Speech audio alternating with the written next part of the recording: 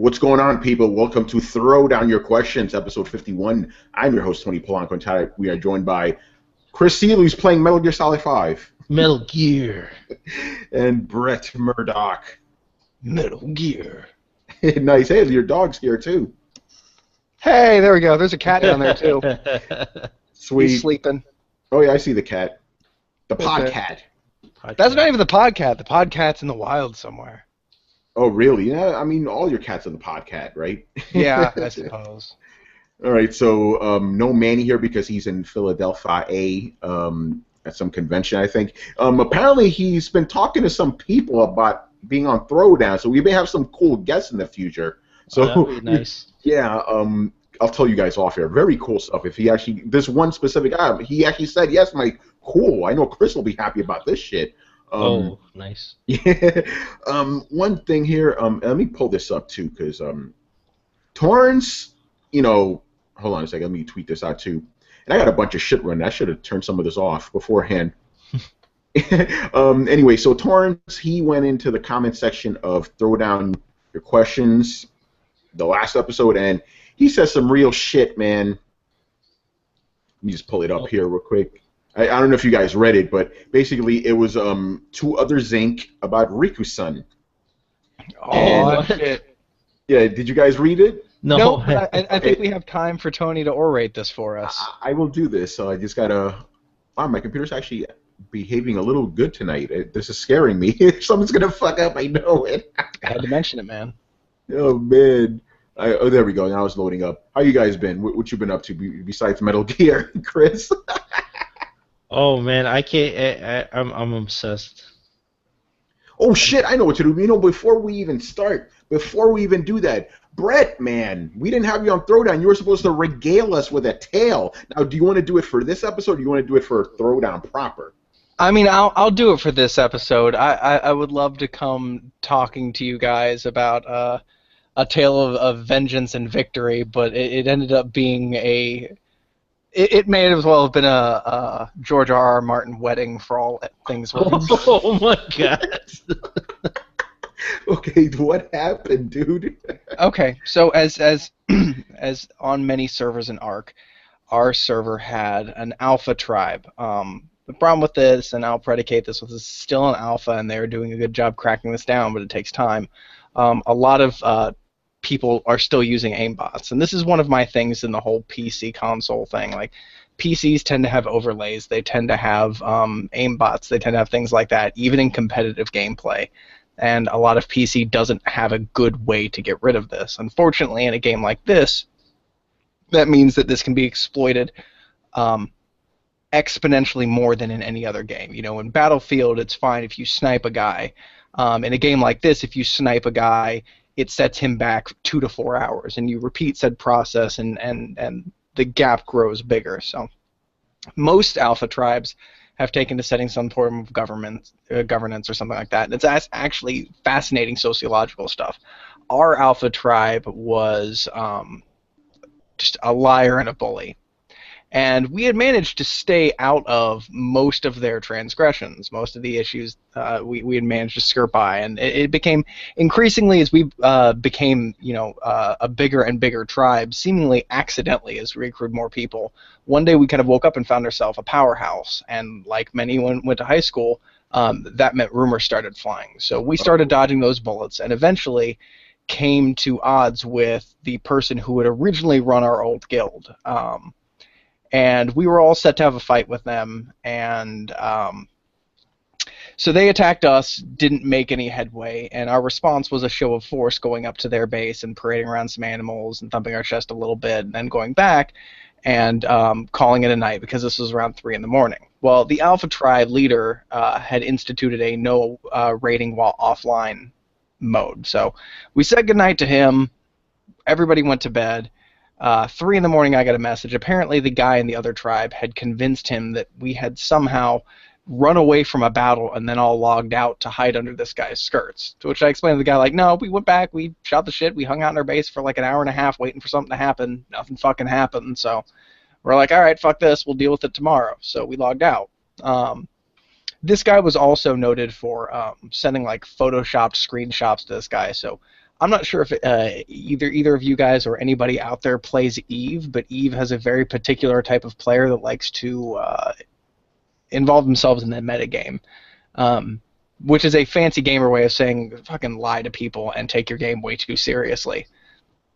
So apparently this got the Alpha Tribe leaders' ire against us, and the next day when the battle commenced, they attacked our base and we held them back. And like many Alpha Tribes, the leaders came out to watch the raid and kind of referee a little bit.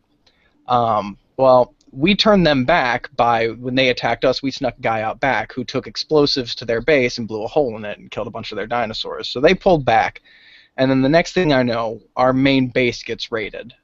Explosions go off, and this group starts coming in.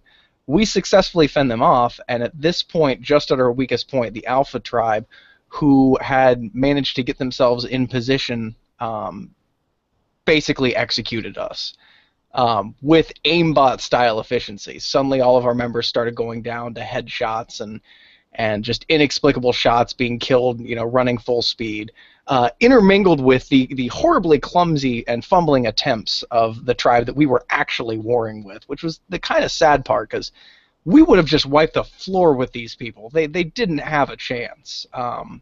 But the other tribe was so much bigger than us that, honestly, we didn't have a chance. So we staved them off as long as we could, and Rachel, being the little badass that she is, went ahead of them and destroyed everything, while the rest of us held them off. So by the time that they would break into a room, not only would all the crafting stations be destroyed, but all the loot would be thrown on the ground and have time to despawn. So they broke in and used an insane amount of materials, breaking into just an empty shell. And then in response, we took 80 C4 and coated the entire outside of this other person's base with C4. And before we left the server, meant to give them the finger and detonate the whole thing. But unfortunately, the game glitched and the C4 didn't detonate. So just kind of a womp all the way around. We were so set to bring it in too, but we got betrayed and crushed, and that was the end of that. Damn, that's fucking crazy, man.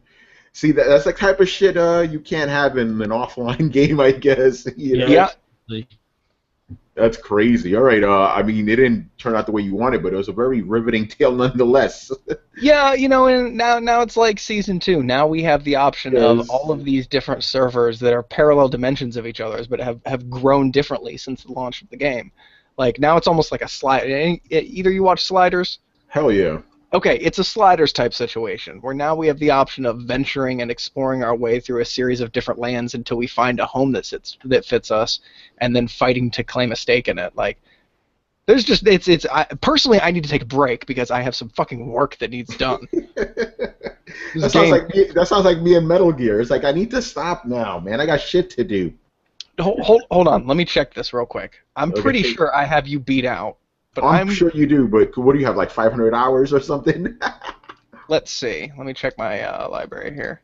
Yeah, because last check, and remember, I've only been playing Metal Gear for like 2 weeks, 120 hours maybe, which is already ridiculous. By the way, I've heard of some dudes that already got it 100% in Metal Gear. How the fuck do you do that? I have given up my entire life for this game. I haven't shaved, and I've only got 66%. How the fuck you had 100%? Wow. I don't think these guys sleep, man. I don't think they do. I actually sleep and I eat and I bathe and I do things like that. That's the only thing I do now. Even though I did sneak in some comics earlier this week. I got to get that goodness in there, man. Yeah, because after I beat the game, things open up a little bit. But every like hour or so away from it, I'm like, the itch and shit. Chris has got the itch so hard. He's playing that shit right now, man. I am. Hey, okay, so to clarify, this game came out on June 2nd, right? Yeah. I have clocked in 484 hours. Damn, dude. Hardcore, man. You and Brian, man, you guys don't fuck around. No. Yeah, I have not been sleeping. That's what I'm saying. Yeah, exactly. All right, thank you for that, Brett. Let's move on here. So yes, what Torrance said in the comment section, I'm going to read this entire thing, and it's pretty lengthy, so I'm going to space myself out here. So this is what he had to say, and everybody was like, "Yeah, preach, fucking awesome." So he goes, "At Other Zinc, Riku-san is a member of an elite group of gamers not unlike I used to be.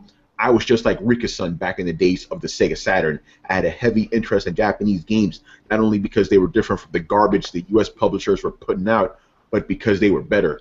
I would read Japanese gaming magazines, import retailer ads, and even drive 2 hours to Los Angeles looking for import games. Back in those days, it was called import gaming. Riku-san practices this ancient art of gaming during a time when Japanese niche games are overshadowed by the popular Western titles. The reason I know that Fire Pro Wrestling was import gaming, the reason why I was playing Tenchu 1 in Japanese before any magazine mentioned it was because import gaming. The reason I was playing the absolute best versions of Capcom arcade games was because of import gaming. It was so bad back then that if you wanted Marvel superheroes, you had to get it from Japan or wait or not get it at all. There's still a part of me that loves import gaming, but because handhelds have taken over Japan, most of the good shit is localized and released in the US. Riku-san represents what gamers used to be like. They didn't give a shit about console wars, frame rates, or frames per second, or publisher loyalty. They just wanted to play great games. I once drove 2 fucking hours just to get a copy of Warriors of Fate 2 for Sega Saturn because I knew I would never get it stateside. I could play it in the arcade, but I wanted to play at home. This is what we used to do. Gamers today have it easy, and they waste their time bullshitting over shit that doesn't fucking matter. You are mad that Sony fanboys that ever talk shit about MS are taking that. Oh, let me reread that. You are mad at every Sony fanboy that ever talks shit about MS and are taking it out on the wrong place. You're either a master troll or have stooped to the same level of the fanboys you hate. This is why I respect Riku-san more than any other gamer in our community. He is the epitome of what we used to be and what we should be now. You don't know how he finds the games he talks about because you are fucking clueless and are not on the same level as him. So there you go. Well, wait, this is a lot. What is this in response to? Did others think insult him?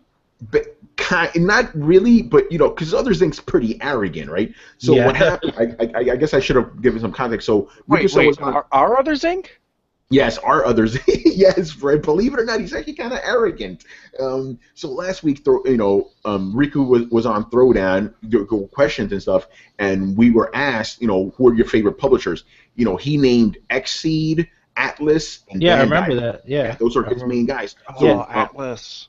So yeah, so I named Atlas also. I was like, yeah, I love Atlas games. But yeah, his favorite is Xseed, and then you know we named a couple of our favorite games, and to that, Other Zinc was like, he's like, dude, every time you talk about games, I don't know what the hell you're talking about. I don't know where you find these games. And Torrance is like, he finds games because he actually goes to look for fucking games. He doesn't care about the bickering and all that other crap. And I'm reading this, and I'm thinking like, you know, that was me back in the day too, man. Like import gaming all fucking day. That's why I bought the Saturn, because I wanted these crazy Japanese games and stuff. Games were hard to get back in the day, man. Like, it wasn't like it was now, man. And you all laughed at me when I was playing beta games, but who's the one playing ingenuitive new systems and having refreshing new gameplay experiences now, motherfuckers? It's this guy. Yeah, no, that's exactly why I got the Pro Action Replay for PlayStation, so I could have the spring and do the little boot trick so I could play my import games. I did the same exact thing. But yeah, Riku still does that. Think about it. Nowadays, nobody buys import games. Riku's still buying import games. He's still buying them, yeah. Up until, I guess, like, well, on DS2 I did. I kind of had a little R4 thingy I could do it. I was still, but yeah, not recently, but yeah, he still plays import games. Yeah, and I commend him for that. So Zig's like, I don't know what you're talking about. Yeah, he's like, I listened to I heard what you said on my phone. I had to rewind it. I'm like, what the fuck is he talking about? I'm like, dude, because he plays different games than you. He doesn't give a shit. Okay, here's the thing. Others think you only play Microsoft games. That's all you care about. You only care about Forza and Halo 5. That's why Riku knows more than you about games, because he plays other shit. Riku puts me off the shit I've never even heard of, because he plays crazy import games. And this is why I say Riku-san is the realest fucking gamer I know. He doesn't give a fuck about any of the politics, any of the bullshit. He just plays his games, and that's it. This guy is so hardcore about games. He left the fucking Throwdown so he could play more games. Yeah. This is how serious he is, man.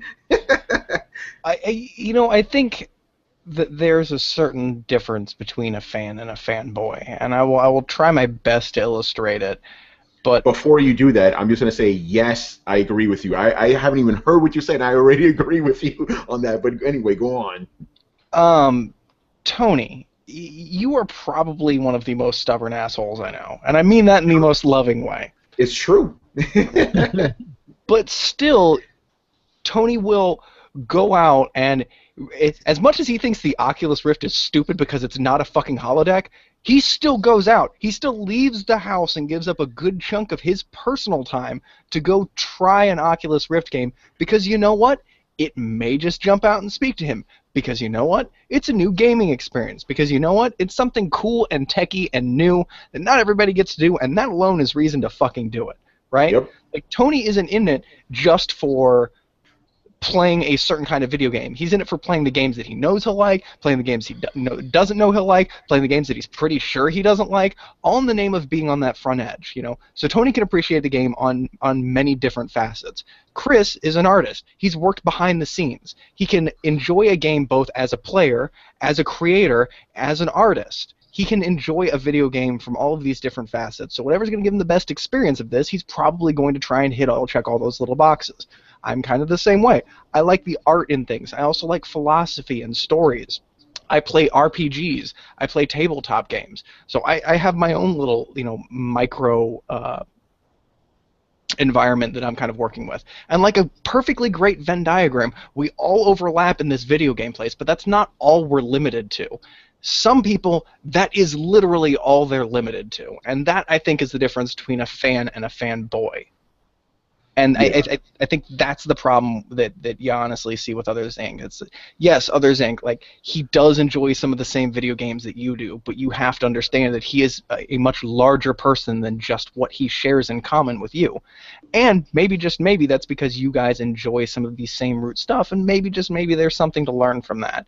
You know, somebody like Riku who enjoys RPGs and the same RPGs that I do, like, you can bet your bottom dollar if I have a question, and if I don't have a video game to play and I want to play an RPG, I can go to fucking Riku, and he will be able to tell me some game I've never heard of, but may very well end up being my favorite new game. And being closed off to that experience is just, it's just self-induced ignorance. And that's weird. It's weird. Here's the thing about Riku and RPGs. Very interesting to bring that up. He wasn't really into RPGs that much. He was more of a hack and slash action guy, but he was like, you know what?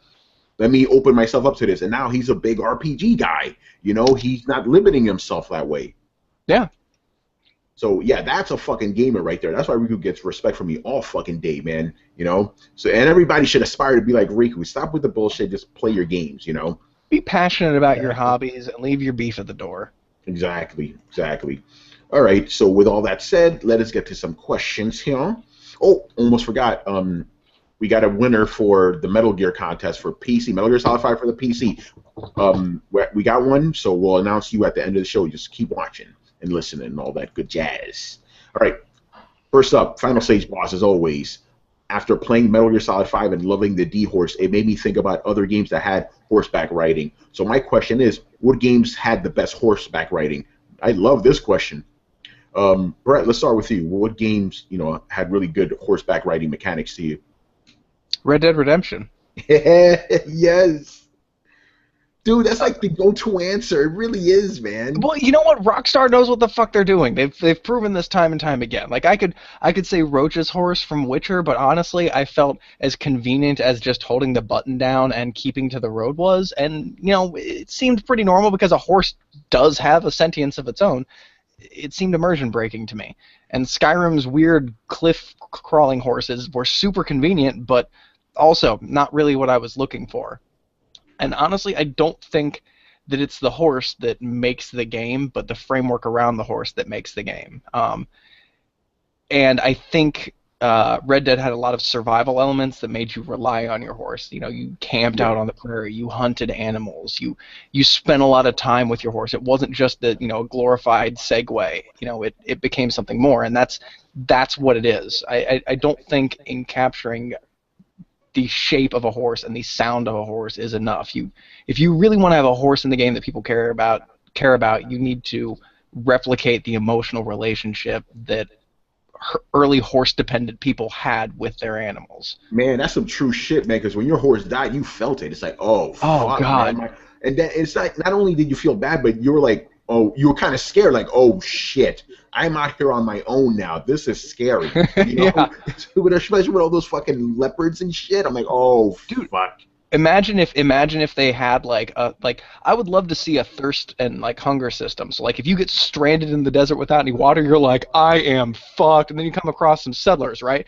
And you're like, well, I really don't want to be the bad guy, but I really also don't want to shrivel up and die like a California raisin. So sorry, motherfuckers, give me your water.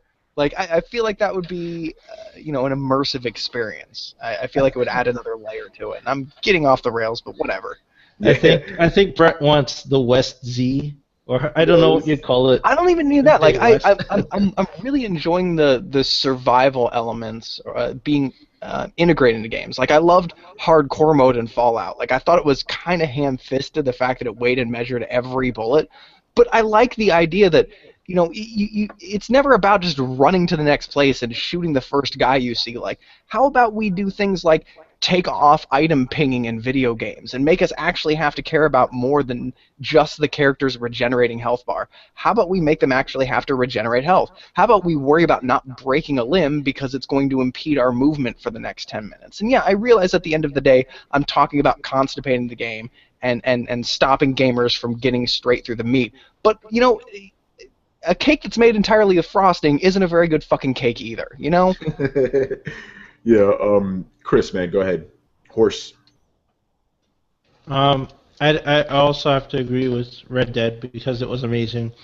I'd say Gun, if I went back a little bit. You guys ever played Gun? No, the game Gun. I didn't play that one. I didn't know that game had horses. That's crazy. It Actually, did. that was a Western game, right? That was a Western game, yeah. Okay, yeah. It had horses, and it was okay. I wouldn't say it was great, but it was pretty good. Zelda has good horseback riding. I think Ocarina of Time had it good. I mean, the animation was weird, but the horseback riding wasn't bad. I think the best so far in my opinion, the best so far is Red Dead, and probably close behind it is Metal Gear. Yeah, the horse in Metal Gear is pretty good. Yeah, that's the best I've encountered so far. I remember Gun having good horse mechanics, but Red Dead really blows everything out of the water in terms of horseback riding. Yeah, but in Metal Gear, the horse is more like a tool. It's like, hey, there's a caravan here. Let me leave my horse right in the middle of them so I could stop the caravan and full to them. Or even better, have your horse shit on the road and the cars will slip out of the way, Yeah. But I want to give a special shout out to the horse from Shadow of the Colossus. What I liked about that horse was it felt like an actual animal. Sometimes it wouldn't do what you wanted it to do. Horses are like that sometimes. They're just like, nope, I'm doing this now. Or it's like it just felt like hey, what are you doing, man? Like I know it could get a little annoying, but I also appreciate that too because it felt like I was riding on an actual real animal. What else? I also like the horse from the first Darksiders. Even though it wasn't really like a real animal, it just looked fucking cool and it controlled nice. And I never liked the horses in Assassin's Creed, by the way. None of those games the horses controlled well. So a non-shout out to those. But yeah, I think we all agreed Red Dead Redemption all day, man. Horses were the shit. All right. Please hurry up with the sequel, for the love of God. It's like I don't know how much more GTA Online I can play, but you put Red Dead Online, motherfucker, I am there. Yeah. Yes. All right. Next question. Would you take money in exchange for a great review / score of a bad game? And a reminder what the $1 Million Man Ted DiBiase used to say: everybody's got a price. The only way I would do that is like literally if it could pay me off for the rest of my life. Like, no, dude, get the fuck out of here with that.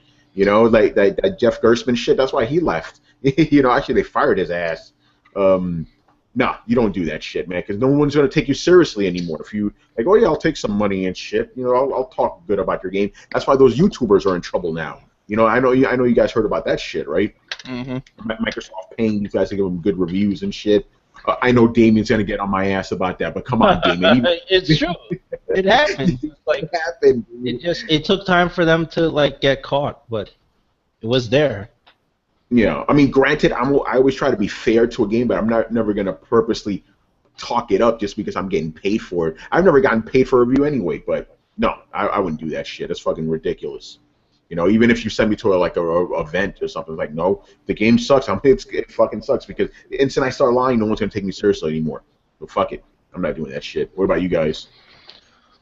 I'm in agreement. I think there's too much of that already, and also it's like you said, if once you start breaching your integrity for a payout and you get caught, no one's gonna trust you Yeah, ever that's again. it. You know, that's what happened to EGM, right? Yeah. That's why EGM is like toast. Like that's exactly what happened, and why Gerstmann left to start Giant Bomb. It's like there's a complete lack of integrity compared with reviews to money. So it's just it sucks, and that's what we talk about here. That's the problem with the industry. So it'd be horrible if we were like, yeah, this is bad. It's like, oh wait, I got money? No, this is great. No, Yeah. oh it's bad. It shouldn't be like that. And no, I wouldn't take money for. If it was a shit game, you have to be honest about it. Like, sorry, don't want your money. It's a shit game. I'm not gonna say otherwise. Yeah. Brett. Absolutely. But there's a couple caveats here. One, Yeah.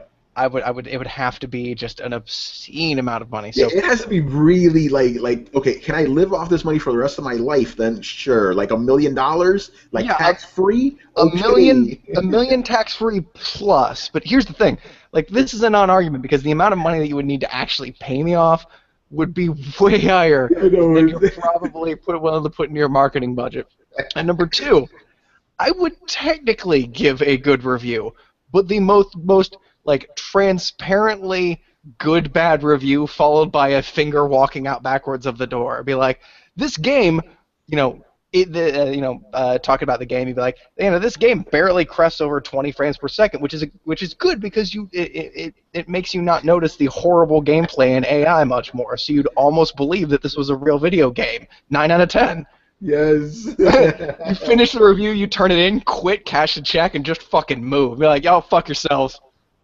Yeah, because like okay, the score isn't accurate, but the words said it all, man. Yeah, like this That's game cool. barely gave me cancer. 9 out of 10.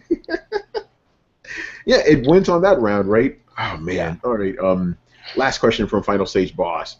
How much longer do you think Sony and Microsoft will support free PS Plus and games with gold games for the PS3 and Xbox 360? Probably for a good long while, man, because there's still not that many Xbox One and PS4 games, so they have to do it. I would say for at least another.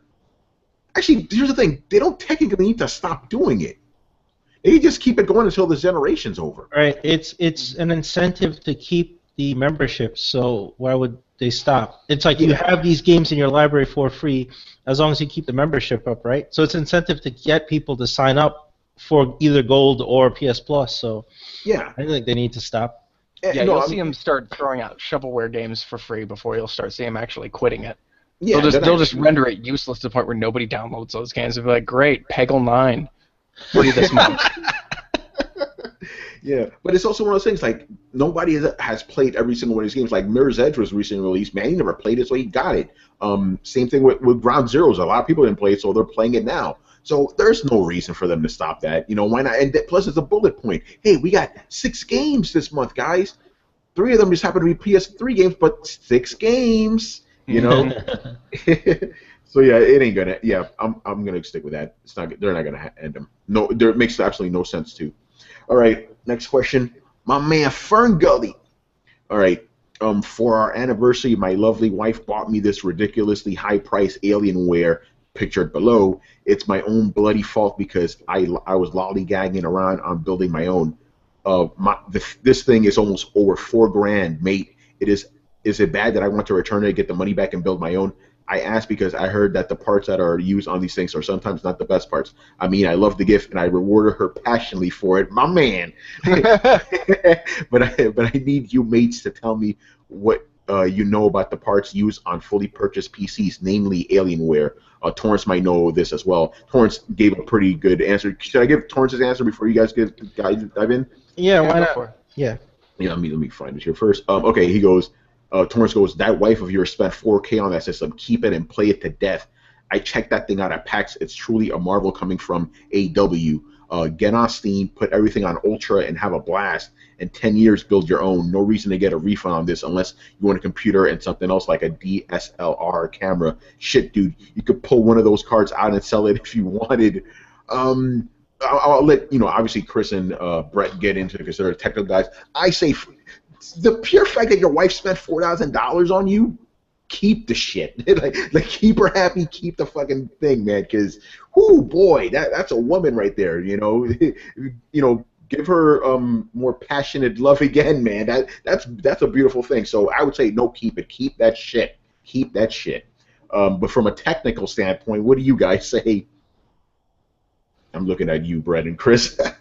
I'm gonna let Chris jump in here because I Right. have like 9 tabs worth of info pulled up here, Shit. and I don't want to steal anybody.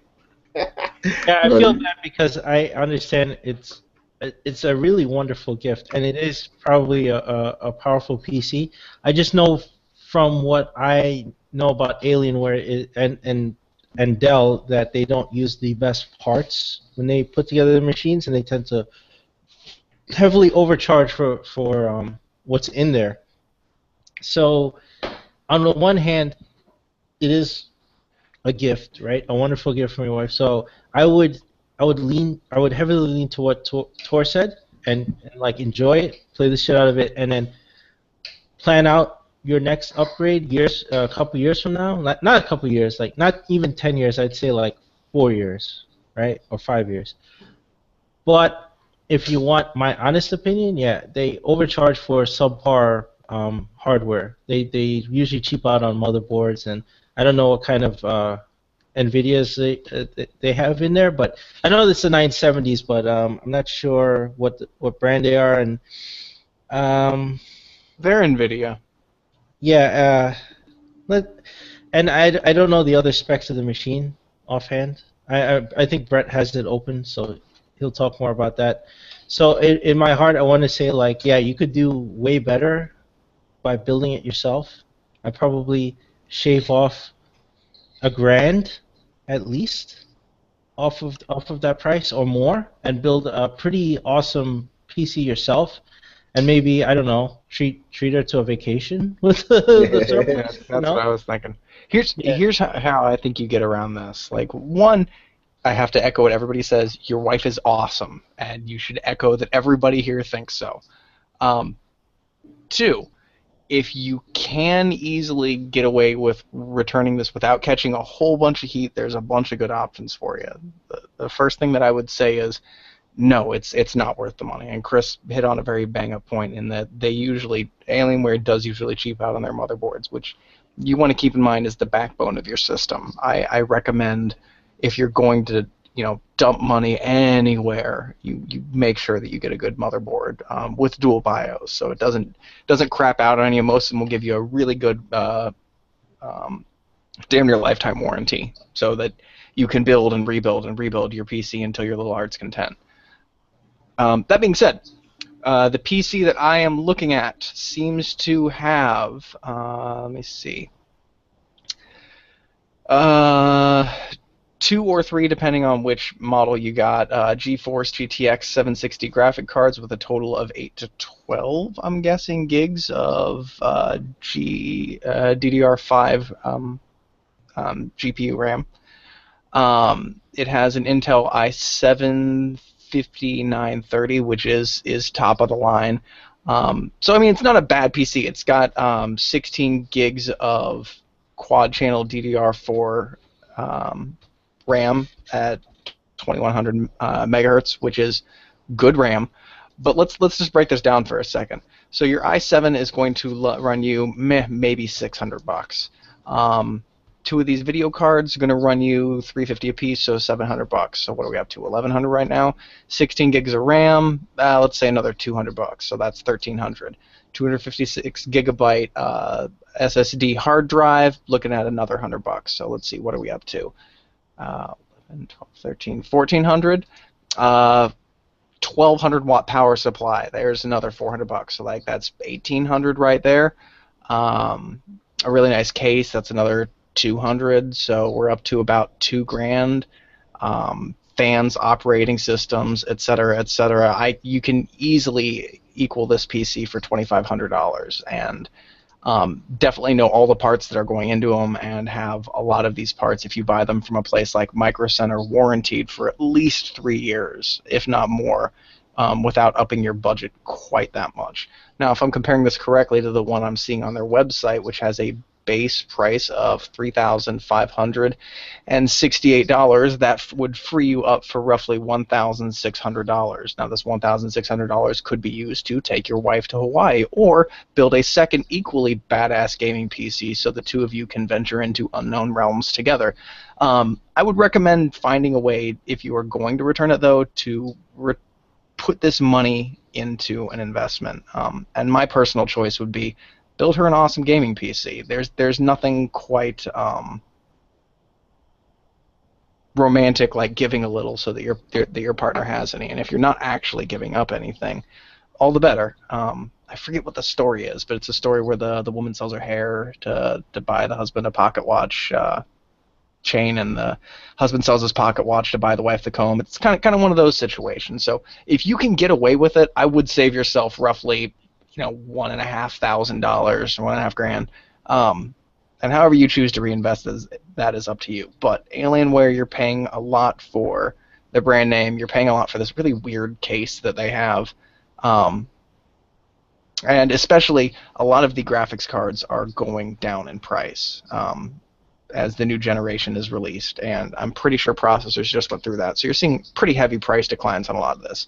And these are all prices like straight up just picking one of the higher bids off of the internet. I know, for instance, Micro Center, one of my local PC stores, has a hardware sale twice a year where you could just make out like a bandit, as well as bundles for motherboards and processors, things like that. And the more you buy together, the more money you save. So it seems like you're paying an awful lot for more than you're actually getting, in my opinion. So, yeah, I would recommend swapping it out and doing something nice with the money. All right, so there you go. That was very helpful information there. So, Brett, I'm going to have to talk to you about Micro Center real quick. Do they have those sales, like, if it happens at your Micro Center, will it happen at my Micro Center too? Yep, it happens twice a year. You can go to your Micro Center or call them and ask them when their PC part sale is. And I don't know why. I think one of them is around when people go back to school, so actually maybe right about now. And I think there's another one right around January for some reason. Because I was thinking, a little off topic here. It's still on topic though, because I want to build a new PC myself because I'm doing all this video rendering. And I got Micro Center is. Remember when we got that fried chicken that night you came over, Brett? It's literally across the street from there. It's right. Micro Center's right there. Yeah. You got Micro Center in your neighborhood, yeah. Yeah. So yeah, Micro Center is awesome. Dude, I went in there. I'm like, I'm never going to Best Buy again. I was there for 3 seconds. I'm like, I'm never going to Best Buy again. Holy shit! And they have a whole build your own PC section in the back. So yeah, I'm not going to be paying that kind of money and shit. Tony ain't got money like that. But I just learned a valuable lesson. Don't buy shit from Alienware. Damn, dude, don't buy a pre-built PC. Like, here's the deal: 9 times out of 10, you can build something way better for way less expensive, and this becomes more extreme with the bigger companies. Like, for instance, Apple. Like, oh my God, my boss for some reason loves Apple, and he was looking at this Apple PC for $2,400. I was like, dude, this is like a $700 PC. Like, dude, no, literally, I kid you not. Like, I could pull a case out of the trash, paint it with auto paint, put some new fans in it, some backlights in it, spin that bitch up, and I can make you a trash PC that will run better than this for less than the cost of a PlayStation. What do you think Rachel's playing on right now? Yeah, Apple's premium is ridiculous. They have the largest premium for their hardware ever. For hardware, it's not even that great. That's the crazy part, But we talked about Apple last time, and Alienware's been the same thing ever since Dell bought them. Yeah, it's true. And Dell uses subpar parts, especially their RAM and their motherboards. They don't use good ones. Yeah, and in all these specs that I'm seeing them labeled off, other than the processor and the video card, none of it doesn't say anything about the motherboard, and it doesn't give a brand name for the RAM. So that I find that suspicious. All right, let's move on here. Fern Gully's last 2 questions are veiled at somebody else. All right. Kojima has been accused of being a quote-unquote lazy ass, quote-unquote highly overrated developer because of his team not being able to get the Xbox One version of his game to reach the Forza standard, which seems to happen even with most multiplats. Is this lazy ass title justified? If so, were the PS3 multiplat games also created by lazy asses as well? Oh man, how do we even approach this one? Because basically, and I'm just gonna say, because others were saying Kojima's a lazy ass developer because he couldn't get Metal Gear to run at 1080p 60 frames a second on Xbox. No, it's just because the Xbox can't fucking do it. It's as simple as that. It's not a matter of being lazy. Here's the thing. Give Brett $700 so he could build you a PC and you can enjoy it running even faster than that. Okay? Yes. Stop complaining about that. The Xbox One's hardware is not that good, dude. Just get over it. Face it. And Metal Gear is not Forza, all right? You don't understand how this shit works, so yeah, you have to fucking Forza. To a certain extent, he's right. Yeah, that cleared the room. Yeah, everybody got quiet when I said, "Oh, this ink was right." Yeah, because we're confused. Like you just said, everything's right. To a certain extent, he's right, but he's being a little hard. That's like saying, the world's utmost brain surgeon isn't going to give me a physical because he's too lazy. Like, no, there are more complicated things. Yeah, Kojima could have spent a lot of time, a lot of effort, and a shit ton of money optimizing the game specifically to run on the Xbox, but that's not what they did. Because A, it would cost a lot of money, B, it would take a lot of time, C, they really wouldn't get much out of it. And this is not something that's limited to him, but something that you see on multi-plat games across the board. They don't optimize it for every single system. Yeah, they could, and yeah, if you want to quantify that as being a lazy ass, but I personally don't like taking time and money and throwing it in a hole for absolutely no fucking avail. And I'm pretty sure big businesses feel just the same. Maybe even a little bit more so, since they're money motivated. So let's just go ahead for a second and assume that they're trying to get their bottom dollar and then move on to the next project. In which case, Others Inc., them taking the time to not be quote unquote lazy asses would be severely counterproductive, would ruin their monetary gains, would piss off their shareholders, and then their shareholders, the ones paying they're signing their paychecks, essentially would be the ones calling them lazy assholes. So if I had to choose out of the two of you, I'd choose you. A couple of things here. First, the game selling 74% of sales are for the PS4, so putting all this extra money into the Xbox One version wouldn't really make a bunch of sense, like Brett just said. And then what Chris just said, how are you going to compare a racing game that's very limited in scope to a gigantic fucking open world game? Come on, man. The two don't equate, man. I know Forza's the Muhammad Ali of racing games, but it's not the Muhammad Ali of fucking games, period, dude. It isn't. It's not a standard at all. It's not a standard, and please don't compare it to a remake, like the remake of Gears of War. I already said that's a decade-old game already. So the fact that we got it up to 60 frames a second working on Xbox One is not a feat that I'm like, ooh, how amazing. It's like it's like Microsoft fixed everything. Like, no, it's not that big of a deal. Like, Metal Gear is a huge game. There's a lot going on in it. There's a lot of details, and like Brett said everything right. I don't want to give Zinc any credit. Like, but what Brett said is correct, and the return of interest in investing so much time and effort to make that game work the way you want it to on Xbox One is really not worth anyone's time, especially not Konami's and not Kojima's time and effort to do it. Exactly, especially considering this is probably the last big console game Konami's going to put out. That's it. The next Metal Gear game you're going to get is a pinball game from who knows? Like, that's going to be a MOBA. Yeah. It's gonna be Pachinko, man. So enjoy it. I'm playing this shit right now while we're doing the show. I love this fucking game. It's like, chill out. You know what? I can drive in Metal Gear too. I don't give a shit about Forza. Yeah. I'm driving right now. Are you guys ready for League of Solid? Yeah, right. Wait, hold on, Chris. Are you telling me that right now in Metal Gear you're able to drive at 1080p 60 frames a second? Is that what you're telling me? Who gives a shit? It still looks good. I don't know how many frames it's running at. It looks fucking beautiful. Oh my god! Like since we have less people and a little bit more time, like I just want to ask, like, why is Forza the be all end all of driving games? Its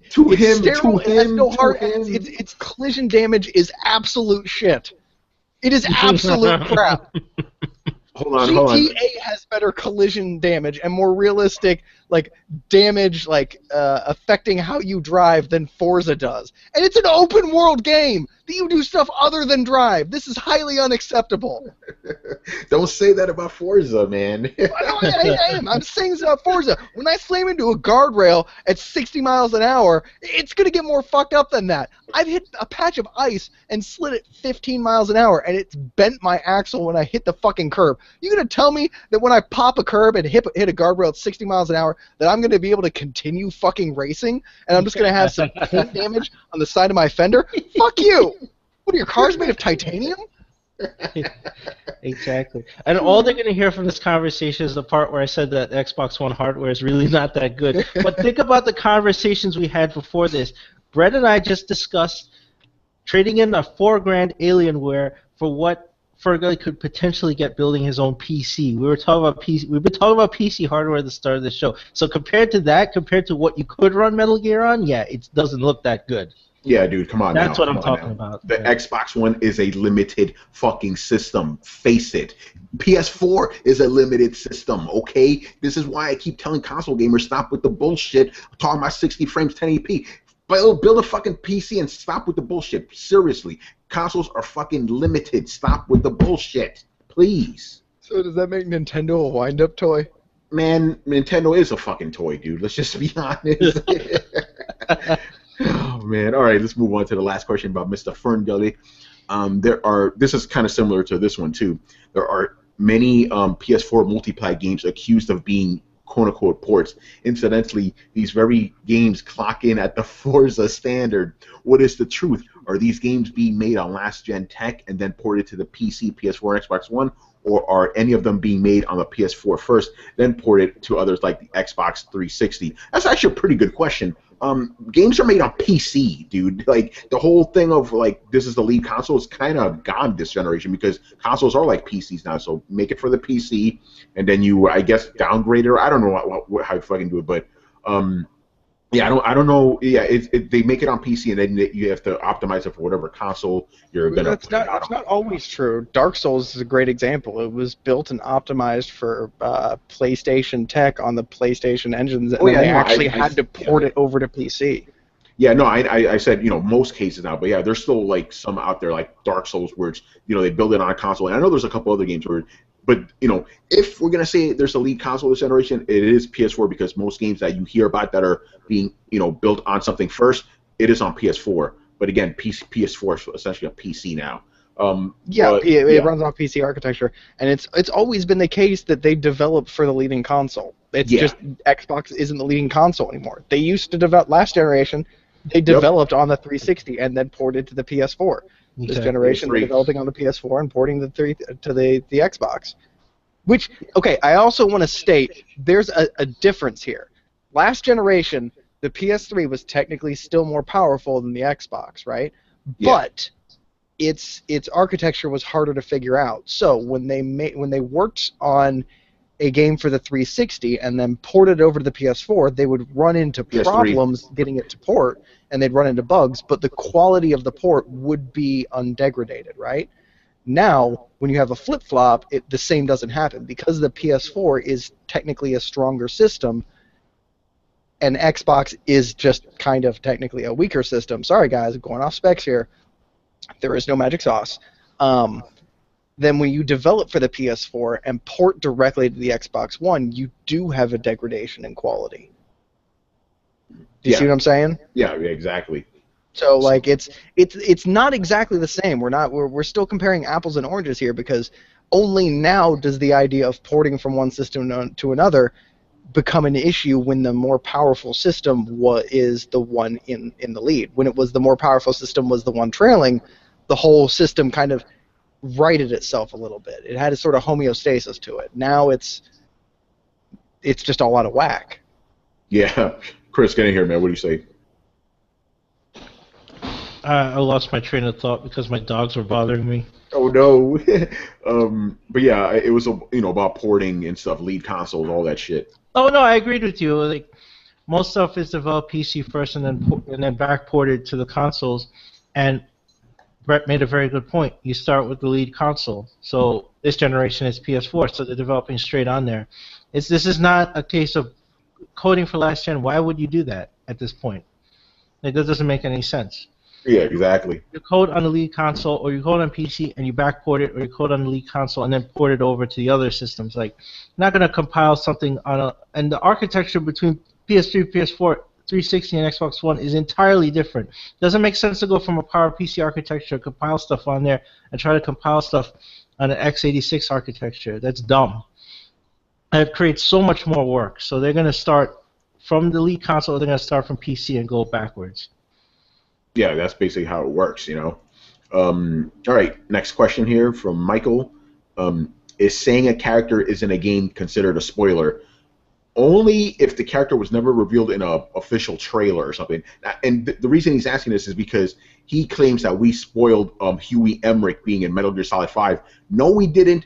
He was shown in a trailer 2 years ago. That's not a spoiler. Yes, it's a spoiler if you've never seen that trailer, but we didn't spoil anything that Konami didn't. That's the thing about spoilers that people get really iffy about. It's like, listen, it's not my job to make sure you haven't seen this shit and keep you like away from all this knowledge. No, my job is just to give you information. So if the company puts out a trailer and they have a character in it, I can freely speak about the character. It's not my like job to keep you away from everything, because then we were not going to have any kind of conversation at all. Yeah. So in that case, no, it isn't. If the character was never fucking revealed at all, like not even a little bit, yes, it's a fucking spoiler. And I think Mike A may have done this on the co-op, the last co-op. I think he said the name of a character that's in the game that was never publicly officially revealed. That's a spoiler. That's the kind of stuff we stay away from. We don't want to ruin the game. But if it's out there, it's like Huey Emmerich, we know he's in the game. And then, you know, there's other things like, you know, man, he was like Fire Volgan. It's like, if you played the games, guys, you know who that is. Let's just be real here. I'm not saying it directly. I'm just saying look at the evidence, you know. But no, Huey Emmerich, that's not a spoiler. They literally 2 years ago. See, the funny thing is I went into comics, I'm like, oh yeah, they revealed him a year ago. Then I did some digging, I'm like, oh wait, I'm wrong. 2 years ago they revealed him. So no, that's not a spoiler. All right, what do you guys say? When is it a spoiler? Yeah, it's a spoiler if it's never officially been revealed in any media, anything from the company. If one of us were to just spill an ending for Metal Gear right now, it's like, oh, by the way, all this blah blah blah happens, and you see these guys and such talks to so and so. Then yeah, those would be huge spoilers. But nobody here did that. No, just because like Huey Emmerich, he's in a trailer. He's already been introduced. If you are staying away from trailers, you have to understand, if you are trying to stay away from any media involving the game, that's on you. That means you have to cut yourself off. It's like plug out your internet and just wait till the release day of the game comes out, and then plug your Ethernet cable back in or turn your Wi-Fi back on so you could get that connected back to the world, because most likely somebody is going to say something you don't want to hear about, right? But that's not our responsibility. If Konami or Kojima or somebody official channels is putting out information and we just reiterate it, that's not a spoiler. Yeah, and then that goes for any game. Exactly, and here's a perfect example of a spoiler. There was a certain character in Batman Arkham Knight that pops up early in the game. That's a spoiler if you say it. Even now, I'm still like, I'm not gonna say it. I'm not gonna say who it is, but that's a spoiler. You don't do that shit because, was it Warner Brothers? They never officially said it. Therefore, it's not material we can talk about. But Huey Emmerich. And come on, Mike, you didn't know who Huey Emmerich is? Did you not play Peace Walker? And that's the other thing. If you haven't played Peace Walker, then it's really not my fucking problem or responsibility to make sure you... Come on, man. It's crazy, dude. Come on, dude. If you haven't played Peace Walker, that's not my problem. Yeah, if you didn't play Peace Walker or Ground Zeroes. Yeah. He's mentioned in Ground Zeroes, like, sorry, spoiler, he's mentioned in there too, right? And that game's over a year old, so, yeah. Yeah, no. Brett, get in here, man. Finish it off. Brett, why don't I hear you? I think you might be muted. Yeah, okay, he's muted. So I will vamp. So yeah, dude, come on, play Peace Walker. He's in the game. He's in the game, and Peace Walker's what, like 5 years old? Yeah, he's a huge part of that game. And Ground Zeroes. I mean, there's the whole thing with the nuclear question, whatever. Yeah, he's mentioned in there. You're talking to him through half of Ground Zeroes anyway. Yeah, Brett, say something. Oh, can you hear me? There you are. Yes, we hear you. Yes. Okay. Shame on you. Absolutely, it's a spoiler. For shame. It's okay. My rule of thumb is try and gauge where the person is, and if they don't know about it, telling them is spoiling it for them. Therefore, it is a spoiler. Now, it's hard not to do that on a podcast. So, yeah, on a podcast, you could essentially go by the rules of media, saying that we are media. Therefore, if other media has talked about it, we can only assume that you have heard about it, because it is the same, kind of thing as we are. So, yeah, it's technically it's spoiling, but at the same time, like I was pissed when I found out Hawk was going to be in Dragon Age. Dragon Age, yeah, but that was official too, though. Yeah, it was, but I hadn't noticed that, and then somebody told me about it. I was like, oh god damn it! And they're like, well, it was in the trailer. I was like, I had fucking stayed away from trailers. Yeah, but again, is that person's responsibility? No, but at the same time, like, so what if like I'm kind of abstaining from a lot of info on Dark Souls 3, right? Like, I don't want to hear about it. So I go to great efforts not to read articles, not to talk to people about it, and then one day I just come in here and Chris is like, hey, did you hear the ending of Dark Souls 3 was blah, blah, blah, blah, blah, and I'm like, dude, No, what the fuck? Yeah, but we don't. Chris wouldn't do that. Yeah, we because don't do that. That's what I'm saying. But if I say, hey, you get shiny, there's more shiny armor in Dark Souls 3. That's not really a spoiler, right? It's like, hey, there's about like 500 new swords. It's like, oh my god, no, but that's what I compare this to. It's like, oh, you see Dr. Emmerich. It's like, no shit. Okay, what if I were like, hey man, did you get to the part with Ornstein yet? You'd be like, wait, what? But that's the thing, though. See, that's a spoiler because it hasn't officially been revealed. Now, if Ornstein was revealed in a trailer or something, then you could talk about it, Yeah, that's why I say kind of a gray area, and like the rules are different. If this was a one-on-one conversation, I would totally be like, bad Tony, spoilers. But it's on a podcast, media, so like you're not sure who you're talking to, so you can only assume that everybody's seen the media that you are in fact talking about. Yeah, because if we just assume that no one has seen it, or like we just worry about the one or two guys that haven't seen it, then we're not gonna talk about shit. We're just gonna be like, hey, Metal Gear's coming out on September 1st. That's all we'll be able to say. It's gonna have Snake in it. Yeah, even that would be a spoiler. It's like, guess what? It's Big Boss. Oh my God, spoilers! I didn't know. Yeah. I didn't know what Snake we were talking about. What's who? Who's that? What are you talking about? I remember he may or may not hide in a cardboard box. I remember some guy was getting mad at me because I posted a picture of screenshot of the game from Africa. I'm like, damn, Africa looks nice. Like, dude, spoiler. I'm like, how's it a spoiler? They've said Africa's in the fucking game. What are you talking about? So that kind of shit. Come on, guys, get off my back about that. If it's in the media, I'm fucking media, okay? If other media guys talk about it, I can talk about it. Just that. All right. Next, Bob Beluga. Both Xbox One and PS4 have big RPG-style games coming out in 2016. Horizon Zero Dawn and Scalebound. Which one interests you more, and are you picking up both these games? Chris, I'm going to you first. I'm assuming you're going to get both of these. Yeah, from my initial impression with both I saw Horizon at E3, we all did, and I was like, holy shit, this looks fucking awesome. I was like, here, you're throwing money at the screen. Like, yeah, I want to fight robot dinosaurs right now, man. So I'm there. And initially I saw Scalebound, and I was like, I don't know, it doesn't seem like you could do too much, although Damien seems to have corrected me and I didn't confirm what he said. But if he's right about the features in it, then yeah, I'm down with that too. I would get both of them. From the information I have on both games, they both look good. They both have things that intrigue me, especially riding dragons and roasting people. I'm in for that, and running around a big open world and fighting robotic machine dinosaurs. I'm in. Sold. Give it to me. Yes.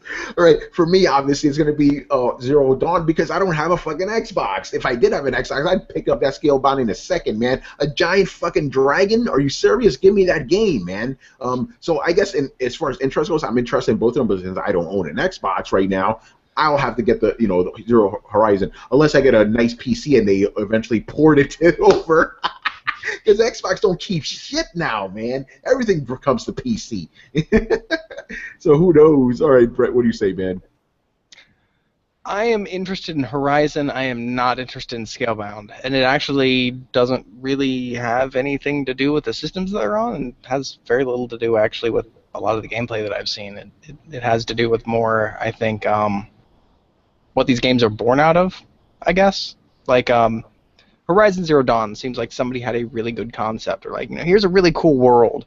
I'd like to, have human beings kind of brought back, and then, nature kind of taken over by machines, and so you see these kind of beastly machine monsters. Like, that sounds like a good setup for a story or a movie or something. It sounds like a world I'd want to explore, and that sounds like a seed of an idea that someone's like, this sounds like a good idea and something I'd want to explore, and a game was born out of that. Scalebound seems like a game that was constructed out of parts, constructed by an evil scientist out of parts that of other monsters that have been known to do well. It seems the same way like that Rome game was, where it's built to be successful. Like, gamers love this feature, and gamers love this feature, and gamers love this feature, and we're just all gonna tape them together, and there you go, we got ourselves a hit game. And I don't know, it doesn't seem like it has a soul, I guess. Man, Hideki Kamiya, though, man. What's that? Hideki Kamiya, man. What about that? It's a Platinum Games game, What about that? Because when I heard that, I'm like, Platinum Games, Hideki Kamiya? That sounds cool. Then I see this big-ass dragon. I'm like, all right, that's good enough for me. I mean, it's got a pedigree. I don't understand. Like, it's a thing built out of a lot of cool parts, but I don't get exactly what they're going for other than to sell a video game. And that makes me hesitant. Yeah, damn it, Brett. I want that Pepsi. I want that. I haven't drank Pepsi in a while. I'm like, damn it.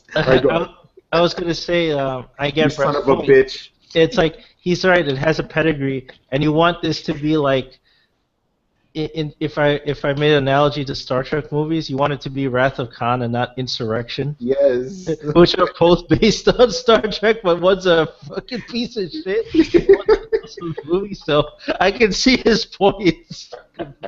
It's like, what? You guys had all the pieces. You had the Enterprise and this cool cast. Like, what happened? Yeah, they fucked up. Exactly. Yeah. Oh, man. All right. Evolve was that kind of game. Oh, man. Oh, man, Evolve. Ooh. The game no one talks about anymore. All right. Here we go. We've talked about this before. Are you fine with the industry possibly, and I emphasize possibly, heading to a more and more digital games, or do you prefer and wish that physical games stay? I emphasize possibly because it's not possibly. That's where it's going. And man, with all this bullshit we're going through, man, I'm not happy about it. Even though it's like inevitable that it's all going to be digital, but it's like, you have to download this shit for hours. The connection will be cut off, then you can't play your game. Patches out that wazoo, They just ruin everything you love about it. Yeah, seriously. Can I give you a metaphor, Tony? Yeah, go for it, dude. Okay. It's like somebody coming to you and saying, hey, would you like steamed carrots for lunch? And you're like, no, not really. I'd much rather have this cheeseburger that I have every single day. They say, okay. So they go back and they talk to the people making your food. Next day your cheeseburger comes out without any cheese. Not a big deal, you think. I'll eat it anyway. Next day it comes out without any ketchup. Next day it comes out without any lettuce, until finally it's just a bun. And then that bun is moldy the next day. And then they come back and say, would you like some steamed carrots? And you say, well, yeah, I mean, you've just fucking ruined my cheeseburger, so may as well. It's the exact same fucking kind of thing. Like, I want digital games so that I can put it in my system and play it, so that I always have the right to play it, so that I own it. And so their response was, we've heard what you're saying, and we understand that you like ownership and control of your games. So we've gone ahead and removed that from your physical games, so now there should no longer be an issue with you buying digital games, correct? And my response is, I guess, yeah, fine, sure, fucking why not? Because now the only thing I get from going out to the store is a cardboard box and 45 minutes of my life fucking wasted, because I still have to download the goddamn game when I get home, even though I have the disc. God damn it, yes, thank you for bringing it up. I know, I couldn't say that better. Brett said it well, but I was thinking the same fucking thing. What the fuck is the point of buying the shit physically if it takes up the same amount of... Remember last gen? You bought a game physically so it doesn't take up any fucking space on your hard drive. Now it's like, okay, what's the point? So I own a box that takes up space in my little ass apartment. That's what I'm doing now. It's fucking ridiculous, man. This is bullshit. This whole all digital future is bullshit. Fuck it. I don't like it. They didn't actually give us the choice. They've just rendered it useless. It's like now at this point, do you want to buy your movie tickets online and show up to the movie and see, or do you want to get in the car, drive up to the movie theater, buy tickets for Tuesday's showing, come back, and then sit there with your thumb up your ass until the fucking showtime? You know what? I'd rather not waste my time and gas. Thank you very much. Yeah, man. So yeah, we don't like it, but it's heading there. We're gonna all have steamed carrots. This is where things are going. You know, right now we're eating the hamburgers without the cheese and the ketchup and shit. You know. Yeah, by the way, Brett, moldy bread. Brett, I would have thrown an open revolt when that meat got taken off. I'm like, that's the whole point. Like that other shit, I could understand. It's just filler for the meat. It's just dressing for the meat. You take that meat away. No, what do you have? But now you're right. Actually, you know what we have now, right? We have veggie burgers. It kind of tastes like a hamburger. You know, you're like, okay, I guess this will do. This is close enough. I don't like this as much as the real thing, but okay. But that veggie burger is, it's the missing link to the fucking, steamed carrots, man. It's bullshit. It's a slow erosion, man. It is, and I know a lot of people have this argument where it's like, I got to keep that physical copy just in case. But that physical copy is a placebo now. Like, I put in Metal Gear or whatever on my PS4, and it installs the whole fucking thing on the system the same if you download it. So the disc really isn't doing anything. And then patch after patch, update after update. It's a false choice, just like Brett said. Yeah, Chris, riddle me this. When you buy a game, right, and you download and install that game, Metal Gear Solid, how many gigs is that? Oh, it was 50. It was 50, okay. Yeah, so 50 gigs. How many gigs of information can you fit on that disc? 500. 500 at most, without counting the operating system and everything else that needs to be on there. No, not on the hard drive, on the physical disc itself. Oh, what, like 100 gigs or something like that? It's a fucking Blu-ray. It's a Blu-ray, yeah. Yeah. So they have the room. They can put the whole game on there. But they're not, because they don't want to. It's as simple as fucking that. They used to on PS3, man. And they still can, but they want you to think that, like, oh, it's limitations, we need to patch it, we need to augment it, we need to keep track of it. Like, no, you can put all the game, plus, like, 100 home movies and bonus content on this fucking disc. You just choose not to. Not because it's impossible, not because it's harder. It's actually harder not to do it. It'd be easier just to print the fucking thing on the disc and not have to pay to keep the servers up. Man, and then the other thing is like, okay, if you pop in a copy of Super Mario Brothers from Nintendo right now, that shit'll work. Pop in Metal Gear in fucking 10 years and get back to me. Let me see if that shit's gonna work. It's fucking stupid. Yeah. Or fucking Fallout with a million patches. That shit's not gonna work in 10 years. Without that shit. The all digital future is bullshit, man. All right, move on before we get angrier. The last one from Mr. Bob Beluga. Crackdown 3 clearly demonstrates the power of the cloud, multiplayer only, when it was shown at Gamescom. Do you think third-party developers will ever utilize the cloud for certain parts of their games, or will they not even bother, as it might mean more development time and also wouldn't be worth the effort, seeing as the Xbox One isn't the leading console?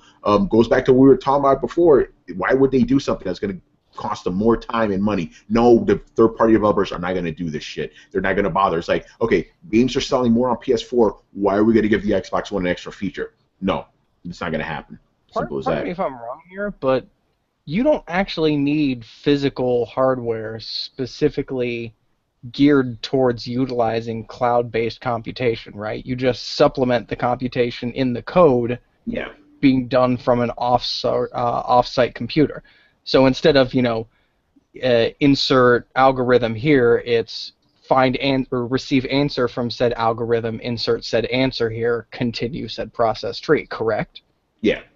So if cloud gaming becomes a realistic option, if it gets to the point where our infrastructure isn't choking it back and holding it back and it becomes a viable solution, there is, in fact, nothing keeping Sony from instituting the same cloud computation thing by setting up a server farm somewhere and just offering cloud computation, right? Yeah. Like, it's not like you're going to have to recall your PS4 for it to be cloud compatible. Yeah, exactly. But that's a big if, by the way. It is a big if, but it's something that baffles me in this sense that cloud computing isn't only on one side of the console wars. The thing is, Microsoft is the only one claiming that it's saving their console. It is a viable option. It has been done on PC for years. It is not a new concept. It may one day be useful, but as of right now, it's not. And by the time it gets useful, if we haven't already had a hardware change, we don't need one. PS4 is perfectly capable of running cloud-based technology right now, and your cell phone is capable of running cloud-based technology. This isn't a secret mechanism built into the Xbox, so I don't see why that this isn't like an across-the-board question. Why this is something that's always asked in relation to Xbox, like Xbox or like Microsoft, and has a patent on cloud technology. They don't. It wasn't their idea. They don't own shit about it. It's just the place that they decided to stake their claim by saying that it could help to augment the lower specs of their console. But couldn't Sony also augment the specs of their augment the power of their higher spec console, therefore negating said power gap? It's true. It's a good point. Sony could technically do it. Chris, getting here. What do you say? Well, yeah, it's very supplemental too, because you gotta think, like Tony said, 10, 15 years down the road, when if there is no support for all this stuff, if there is no Xbox Live or PSN, whatever, we don't know what will happen years from now, right? So what happens to that cloud? Guess what? It goes away. Yep. So you can't have the major part of the computation of the game, the major part of the code being run on the cloud. It has to run on the system. And anything extra that you can offload, it will be offloaded with the caveat that it could also run on the system. You have to think of the system as an isolated place, the bubble where everything is computed and run for you to play whatever it is you're playing. And you can't count on that in the future. So developers think like that, and they're going to make their games like that. It's like, this is an option we could use if we need more power. Like, we can offload some of the secondary or tertiary calculations that we need to the cloud, whatever that may be. And and like Brett said, this is not new. This is not an Xbox only feature. Anyone could do this. Mm-hmm. So, hey Chris. Yeah. Isn't cloud also known as server-side computation? Yeah, that's exactly what it is. The cloud is just a buzz term for servers. Isn't that what WoW did? Isn't that what every MMO ever has done? That's what every MMO does, right? It just got a neat little word, right, to explain it to people who don't understand what it is. Yeah, the cloud, this mysterious thing. No, the cloud is a server farm, and servers are a whole bunch of computers that run tons of code. That's how MMOs work. That's how a lot of things work, and it's not a new thing. So Microsoft didn't invent this thing. They didn't create this nebulous creature that they could summon for power when they need it. I can just imagine Xbox executives like standing in front of like a morphing black portal calling to a Cthulhu-like being. Yeah. We shall name our new god Cloud. Use him to run all our games. Yeah, no, that's not how it works. Why do Xbox guys always try to find something to, like, oh, this is the thing that's going to make it more powerful than PS4? Guys, stop it, man. Just stop it already. You had the secret sauce. The secret sauce was just mayonnaise. It wasn't anything special. And now you have it's fucking cloud bullshit. The thing that tickles me is, like, okay, so server-side computation has been around for years, and it has inherent problems that ruin games. Like, there's a reason Warcraft runs the way that it does, where you target something and then press a button, and then anywhere from like a millisecond to a second and a half later an action happens, because there's that latency in the communication between your computer and the server's computers, right? That's why games that are played online generally aren't necessarily as reactive as first-person, like, single-player games. Yeah. Where if you hit somebody, they have a hitbox. There's no collision detection. There's no response. It's just numbers floating around. Very, very Borderlands-y kind of gameplay. And in certain kinds of gameplay, that's been excused, but that's because we all understand the inherent limitations of server-side computation. And then for some fucking reason, Microsoft comes out and just goes, erase that, write the cloud on it, and everybody, like every motherfucker who has an Xbox and played Warcraft suddenly went, this might just work. Like, no, it's like, it no, won't. you've been doing that already. It's like, well, nobody's really cracked down and tried to solve this problem. Really? Blizzard hasn't? Every fucking MOBA hasn't? Every fucking tournament-based game that plays online hasn't tried to figure out a nice compromise between client-side computing, which gives you the ability to hack and cheat, and complete server-side computation, which gives you security, but worse latency. Like, nobody has figured out, like, yeah, no, nobody's tried to do parts of a game client side and parts of a game server side so that they can just, fucking tell the server where they are and not the orientation they are. They fucking tried. They've done everything they can goddamn do to optimize this to make cloud computing or server-side computation a viable asset for video gaming. And the only way it's ever fucking used, again, the only, O-N-L-Y, way it's ever used is to keep security in games where computation on the client side would allow them to crack the code and have an unfair advantage over players, aka aimbotting and cheating. Cloud technology is only good for security in online multiplayer video games. It does not increase the ability of the game fucking magically because it brings its own set of goddamn problems to the playing field that they haven't been able to fix. Cloud technology can't even fix its own problems, much less the problems of the console that it is magically trying to fucking superpower. So no, it is not the answer. And I'm sick of saying everybody saying it's the answer. It makes no goddamn sense. You look at the specs of the machine, they are a lower power than its competitor. You look at the processes that they say they're going to power them up, they don't make any goddamn sense. Science is science and math is math, and Xbox isn't as good of a console. I'm sorry. The only thing that you can do is pray and hope that the developers have more passion, love, and talent than the guy next to them, so you get better fucking games, which is what it's all fucking about to begin with. Oh man, yes. That was a passionate man. That was passionate. I'm not gonna follow that up. That was beautiful. Yeah. Oh, actually, no, I do have a follow. But Brett, them destructible environments, though.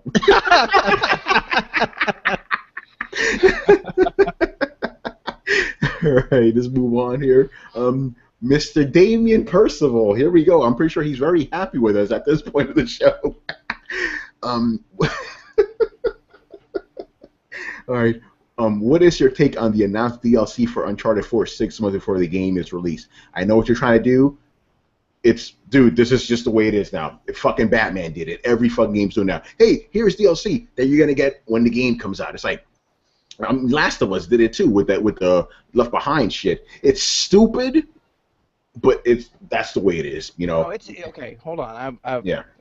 I don't think it's necessarily stupid because keep in mind how much longer and how much more intensive video games have become to develop for. Okay, like let me add this real quick. The reason it's stupid is because remember, you know how I like my DLC. This is how I would like DLC to be in general. Game was released, people like the game, developers like, hey, you want more? We'll give you more. 6 months later, you get something awesome.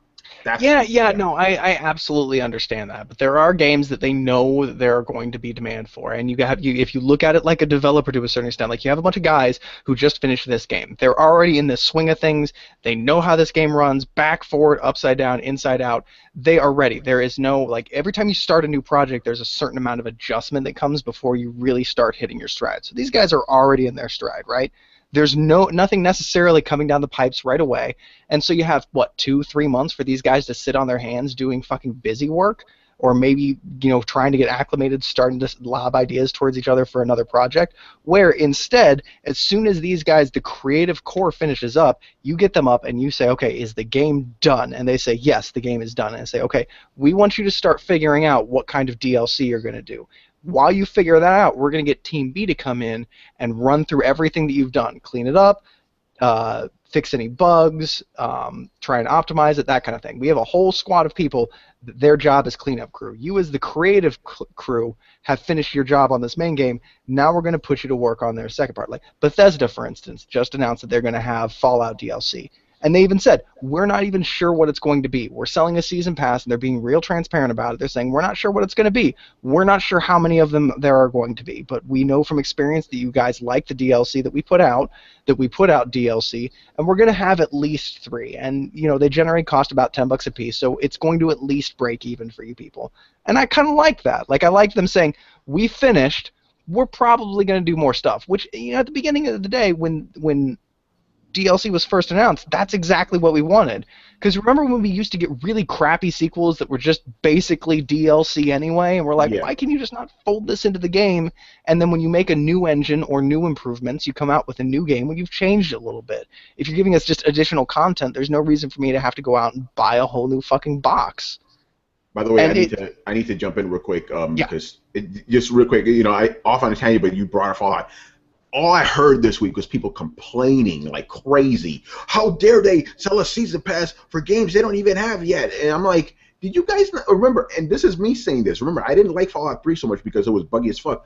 Those DLCs were fucking great, and you're complaining that you may get more shit like that? What the hell is wrong with you people?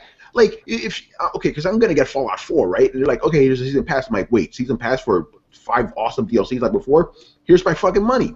That's it. But people are bitching. Same thing with this Uncharted thing. Like, oh wait, what's going on? Like I said, I don't like the idea. But Brett, you actually explained it correctly. Okay, you finished the main game. You're done. People are gonna want more shit. You're not gonna give you enough money to make a sequel. Here's some DLC for you. So yeah, it keeps the development team busy between games. Like, there's no reason for there to be a downtime. Like, Go ahead. Yeah. No. I just want to point out the last Naughty Dog game that came out was Last of Us. They did the same shit. They're like, hey, we're gonna have Left Behind DLC, and that was one of the most critically acclaimed fucking DLCs out there. So what's the beef here? Well, even Fallout said they're gonna give you all of them. They're like not sure how many they're gonna get, but they're not gonna pull this like Destiny shit where like buy the season pass and you get like 3 DLCs, and they're like, oh, this next one isn't involved in the season pass. Like, they said very clearly and plainly. This will include every single DLC for this game that we ever come out with. Yeah, so there you go. That's fucking transparency as far as I'm concerned. So no problem with that. And I guess they're doing it too. See, the problem is if this shit is was in the main game and they lock it off like Batman did. That's not cool. Yeah, but okay. Yeah. This argument comes from places like where like you gave me a 10-hour game and you're already having DLC out. Why didn't you include that in the game? But everybody needs to keep in fucking mind. That's not what Bethesda does. Bethesda does not shortchange motherfuckers on their video game playtime. You will not finish Fallout in 4 hours and be like, wow, I really wish there was more content here. That's not how it works. Oh, I'm pretty sure someone's going to beat that game in about 4 hours and about 2 because they're going to plow straight through the main quest and not get any of the extra content. But here's the deal. If anybody is allowed, I'm not saying it's good, but if anybody was allowed to say, you know what, we're going to hold back a little bit of this content and charge you for it, if anybody's allowed to do that, it's Bethesda, because they give you 300 goddamn hours of this shit. What about a game like Uncharted, which is going to be a 10, 12-hour campaign? It's I'm a little bit more hesitant on it with Uncharted, but at the same time, like, art is never finished, it's just abandoned. So to go the idea that you should always be putting your DLC as part of your main game, that just leaves a game in development forever. Like, there needs to be a certain point, as with any piece of art, when you go, okay, this is done. I'm moving on now.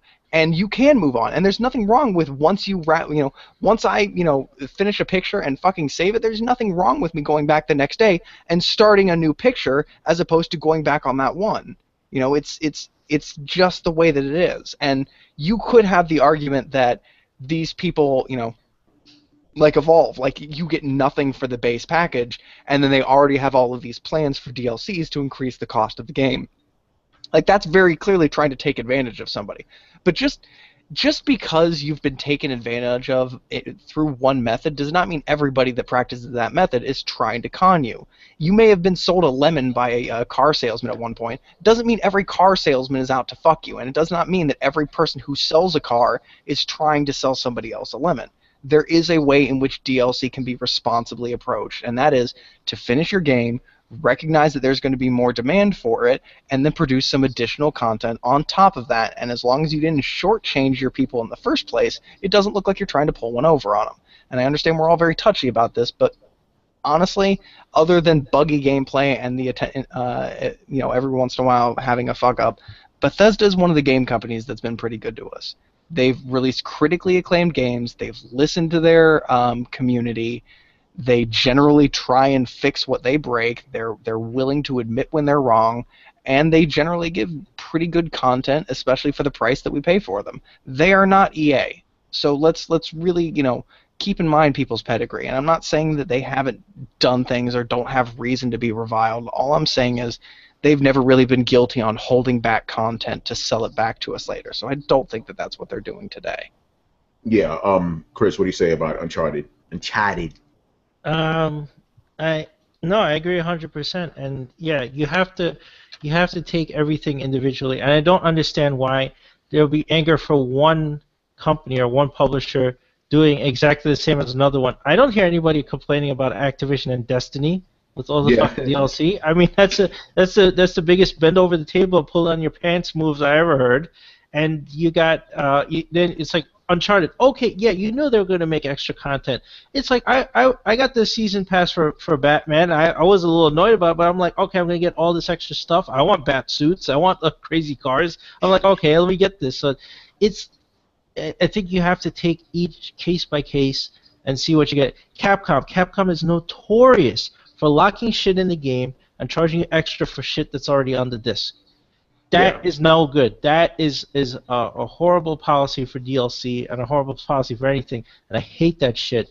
And Activision is notorious. They chopped up Destiny into like this sort of fucking Cobb salad that you're getting piece by piece and charging you $40-$60. Keep handing it over. Eventually, you'll get the whole meal. It's like, but you could have given the whole meal before that. But that's not. I agree with Brett. That's not what Bethesda does. They're not known for doing that.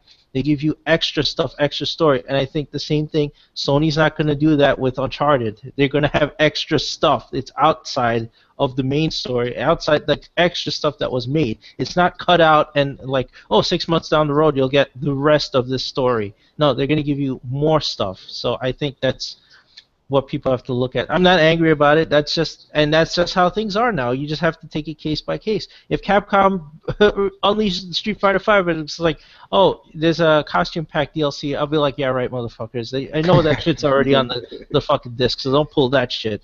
Yeah, exactly. Greg, jump in. I saw you like raising your hand. I have the perfect example, I think. All right, go ahead. If you walked out of Avengers 2 and there was a man standing in the lobby who informed you that they had just greenlit Avengers 3 and they were starting to make it, I don't think anybody would have a problem with that because Avengers was awesome, right? Yeah. Like, you didn't felt slighted by the story. You didn't felt cheated by the story. That movie was plenty long. It gave you everything that you wanted. You may go see it again. It was a great movie, right? Now, take that same premise and apply it to the new Lord of the Rings. You walk out of the second Lord of the Rings and somebody comes out and tells you, hey, they just greenlit a third Lord of the Rings movie. Your reaction would probably be, fucking of course they did, because they didn't finish the goddamn battle sequence in there because they wanted to stretch the movie out for another goddamn hour and a half with dwarf singing. Of course they're making a third movie. They're blatantly reaching into my pocket and trying to fucking fist around for $15 more goddamn dollars. I'm not surprised by that one goddamn little bit. And honestly, I'm a little bit pissed about it.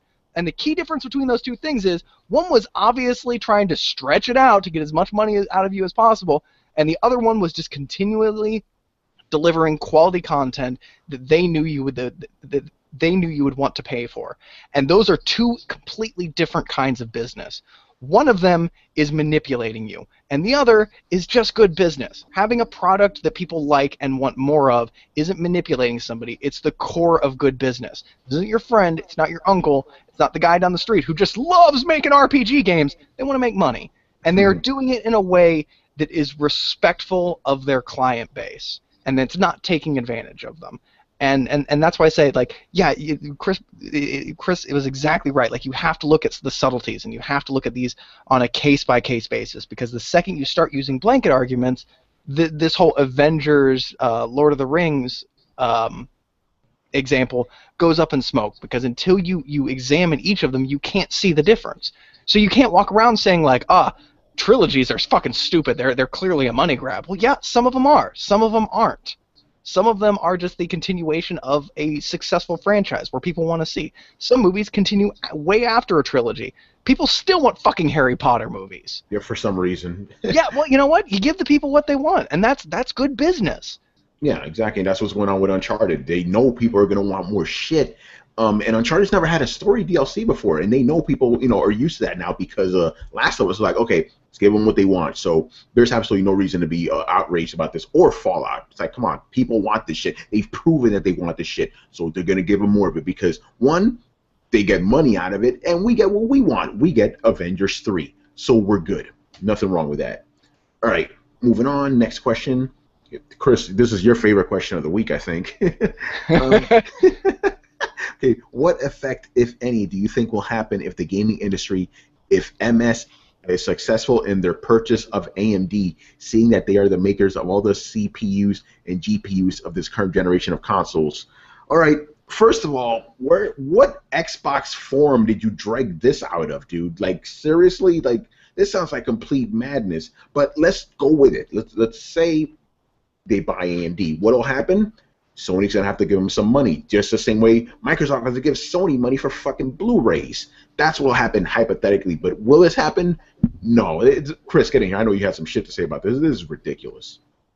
Yeah, here's the thing. I don't know why Microsoft would buy AMD in the first place, just to have control over a whole CPU and GPU business. Like, I mean, yes, Microsoft does produce hardware in terms of Surface and Xbox, but I think to make such a huge purchase and get into that business, especially when they would now be directly in competition with Intel and other chip makers, that doesn't seem very smart.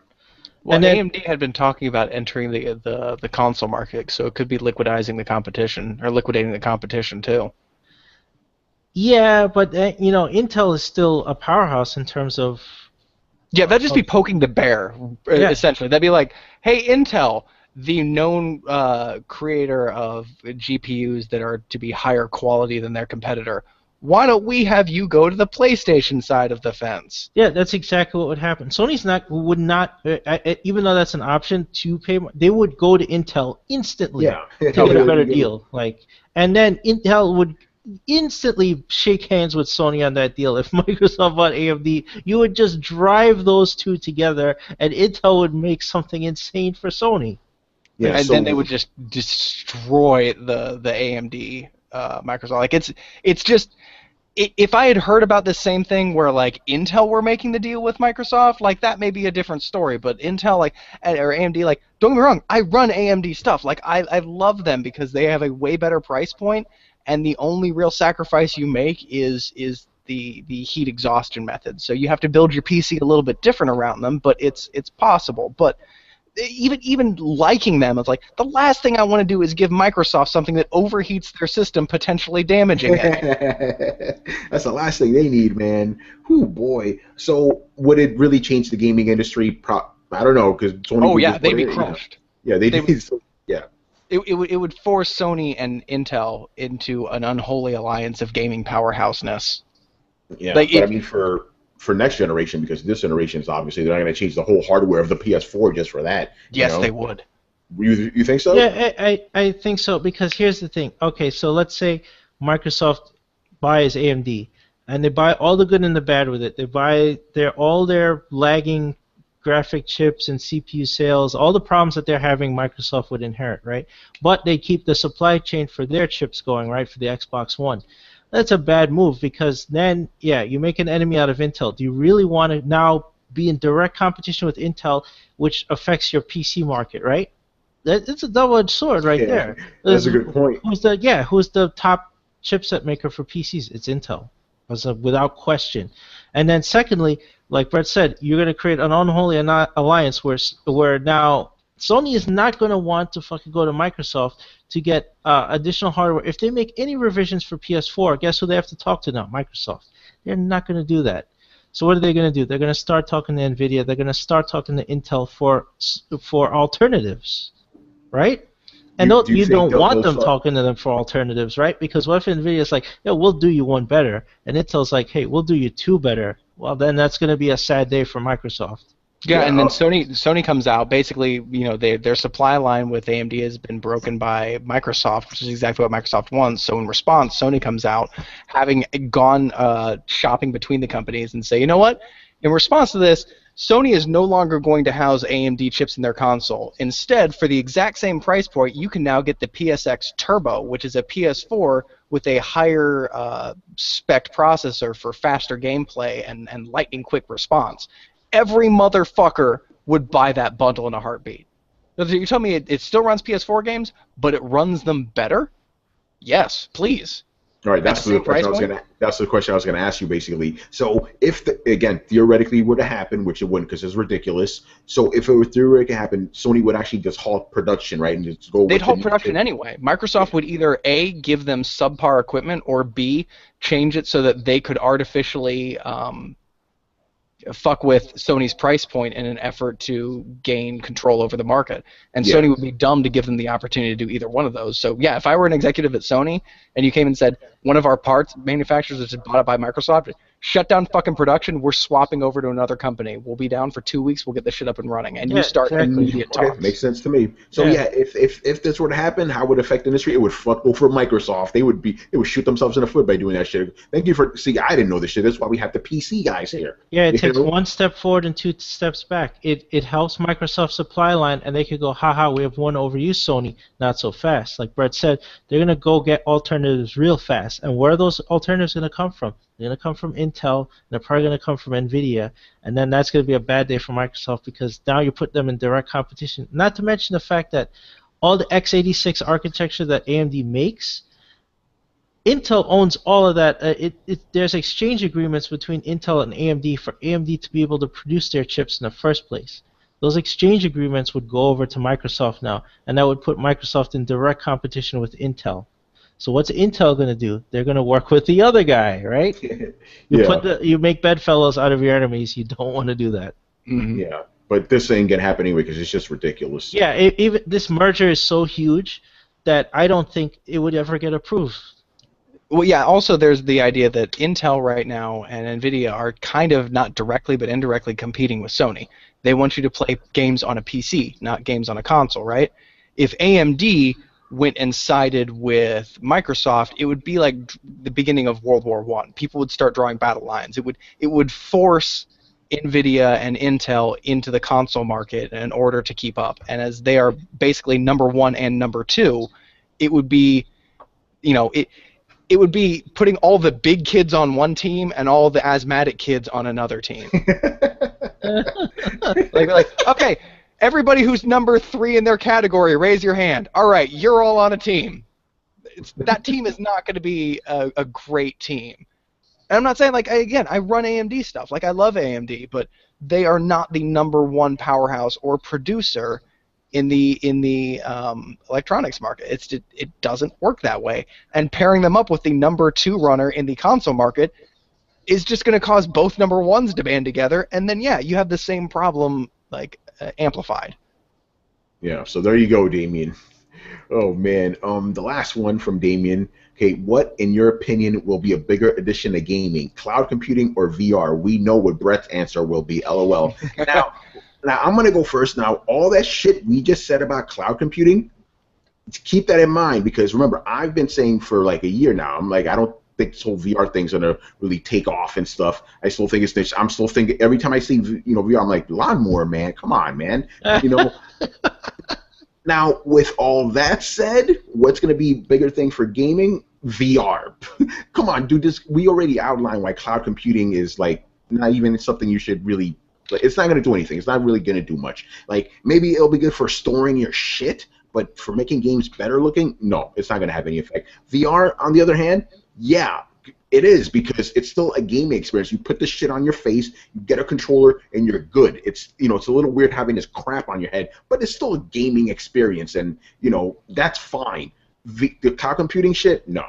So I'm going with VR easily. It's not even a fucking contest here. Which one's gonna outlast what? So, yeah, there you go. And I know what you were trying to do, man. I know what you were trying to do, Damien. You were trying to get me to say cloud computing. No, cloud computing is complete hogwash. It's good outside of gaming. It's great outside of gaming. But originally, I was going to give a two-part answer for each of these, but he specifically said gaming. Cloud computing is great outside of gaming because you have more processing speed, your internet goes faster, whatever. All that shit is cool. But for gaming itself, no. Come on. How are you going to have a piece of your game offloaded to a server? What happens 10 years from now when that fucking server doesn't exist? You're going to have, I don't know that we're getting around that. Like, cloud computing could have really great potential in terms of, like, AI. Like, let's say you have your next LA Noir hooks up to a database of human behavior, right? That's constantly tracking the choices people make. Like if somebody's eye twitches a little bit and 10,000 people notice it, the game auto-corrects itself as if the person were talking in a conversation and somebody reacted suspiciously to their eye twitching. So therefore you see a more advanced natural building of an AI that's never the same experience twice because it actively learns from the community. There's really cool implications, but we don't know how to sew them into video games yet. Yeah. And not everybody can have this, and that's the problem. Is like I was playing Ark with a buddy who had to visit his dad in New York. He gets such crappy internet connection in New York that he can't online game with us. And I run into this all the time, and yet for some reason people seem to think that everywhere in the world just has fast, reliable internet connection. You people hear us like garble out like at least fucking once a week. People don't have stable internet connection. What if every time that Tony garbled, he was playing a game with destructible environments, that it reassembled something? Or what if he was playing a game with AI that every time his internet hiccuped like that, the AI forgot who he was and started a line of questioning all the way from the beginning? Like the problem is the safeguards that you need to put in place to keep those kinds of things from happening ruin the cloud computing experience. So it is literally, as Tony said, it is hype. It is 100% hype.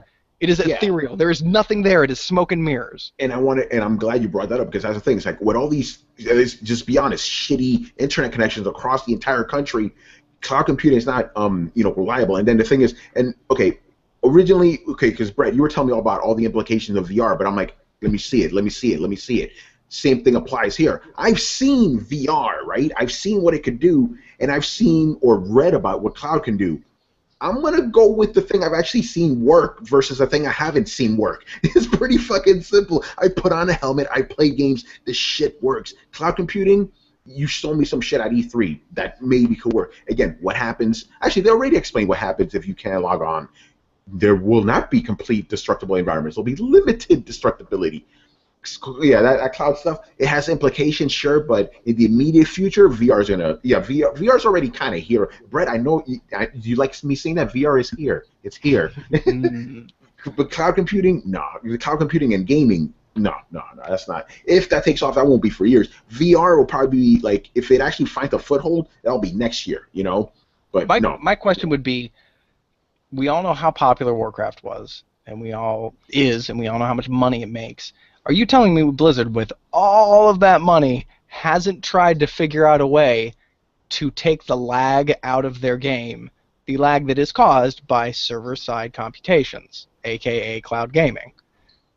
Like, yeah, you're trying to say that Blizzard hasn't tried to figure this out for how long? With their millions of dollars. Yeah, for like 15 years or something? Yeah. Come on, man. This is just a problem that they haven't tried to solve or haven't been able to with their almost unlimited funds because it directly correlates to their revenue stream.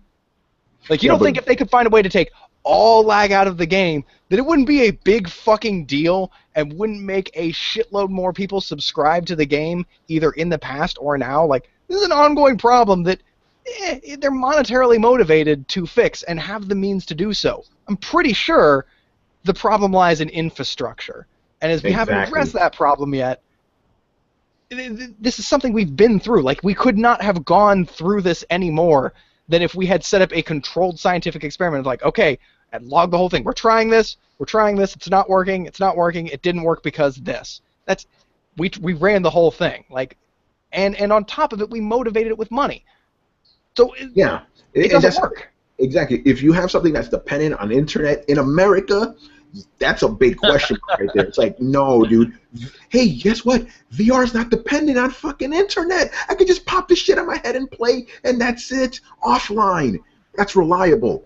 on anything that's online, and like Brett said, if Blizzard hasn't figured this out, you're gonna tell me Microsoft is magically gonna figure it out? Oh no, you know why? Because it's the Xbox, the most powerful console out there. They will figure this out. Now, come on, man, that's a bunch of bullshit. It's not gonna happen, dude. You know, don't give too much clout to this cloud computing stuff for gaming. There's always gonna be that fucking lag there. Blizzard hasn't figured out. It's not gonna happen yet. Microsoft isn't gonna magically gonna fucking do it. You know, Chris, get in here. What do you say?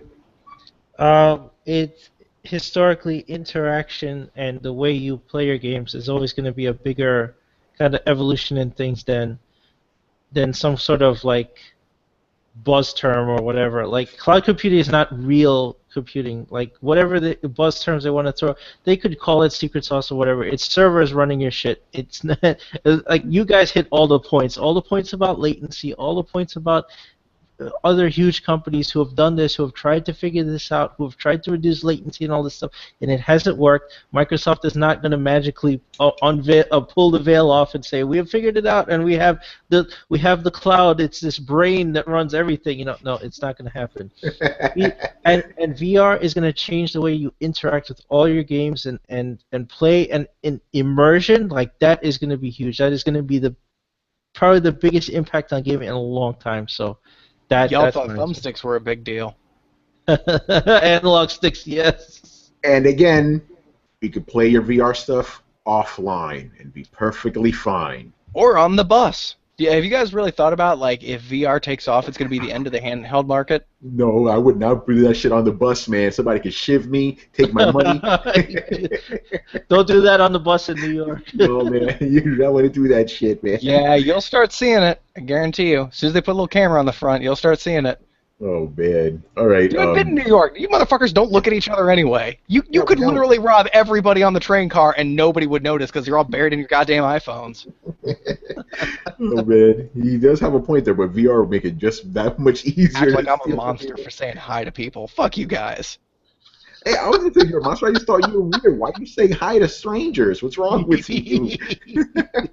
They could stab you, Brett. You don't know. That's why you say hi to them, so they don't stab you. No, you saying hi could initiate a stabbing. This is New York. People are crazy. Generally, in cities, just watch out.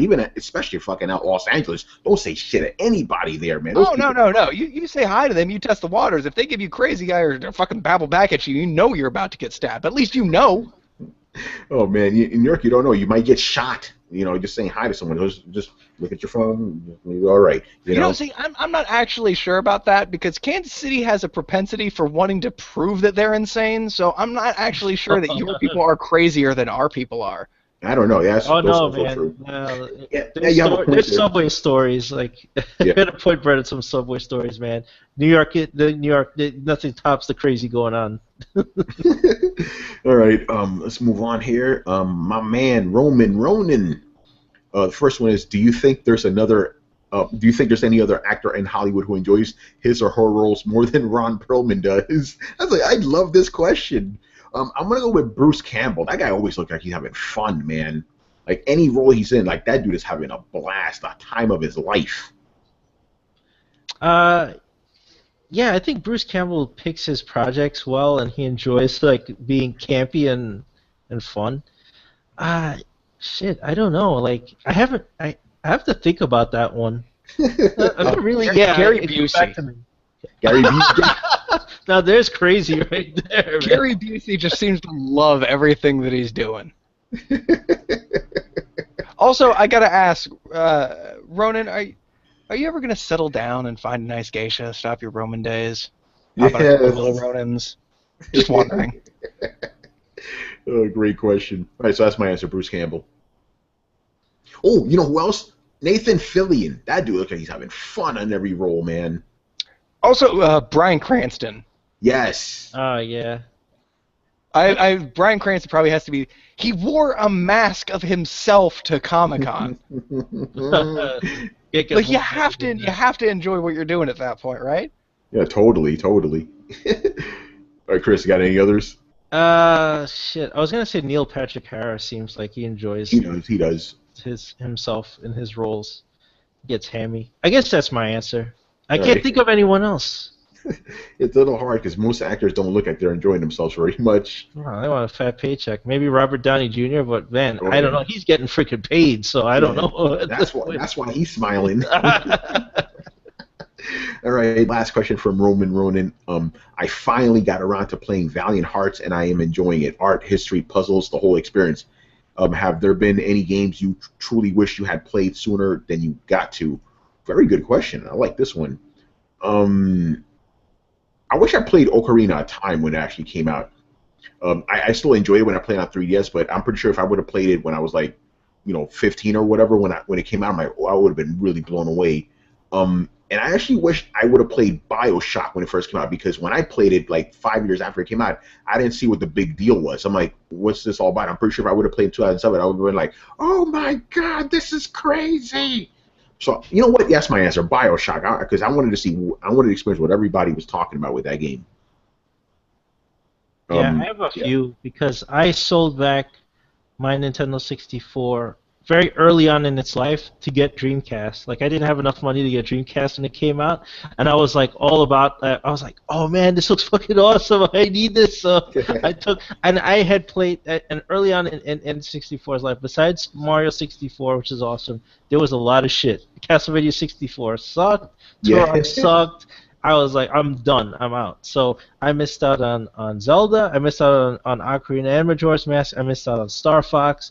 I didn't get to play Donkey Kong 64, whatever Nintendo had. I missed out on most of that because I already got rid of it, And also, while I was enjoying PlayStation stuff, and I wish I had played it when I had it, I had jumped on Dreamcast before I even got through 10% of Final Fantasy IX. I totally just jumped on Dreamcast, and then I got Skies of Arcadia. I'm like, this is the best RPG I've ever played. Yes. So I was done. I didn't go back. I didn't look back. I just enjoyed my Dreamcast, and then from there, I'm like, man, I should go back to that. And then I played Final Fantasy X, and then I got past I think I got to the island and I fought this cat dude. And I'm like, I'm fucking done with Final Fantasy, whatever. And I moved on from there. But then I played it later and I was like, man, I should have enjoyed this game when I had it, originally, because then you get all this like crazy stuff, like you see how RPGs are and games are now, and you're like, oh, this looks out of dated. Like it's really hard to go back and play some of that stuff.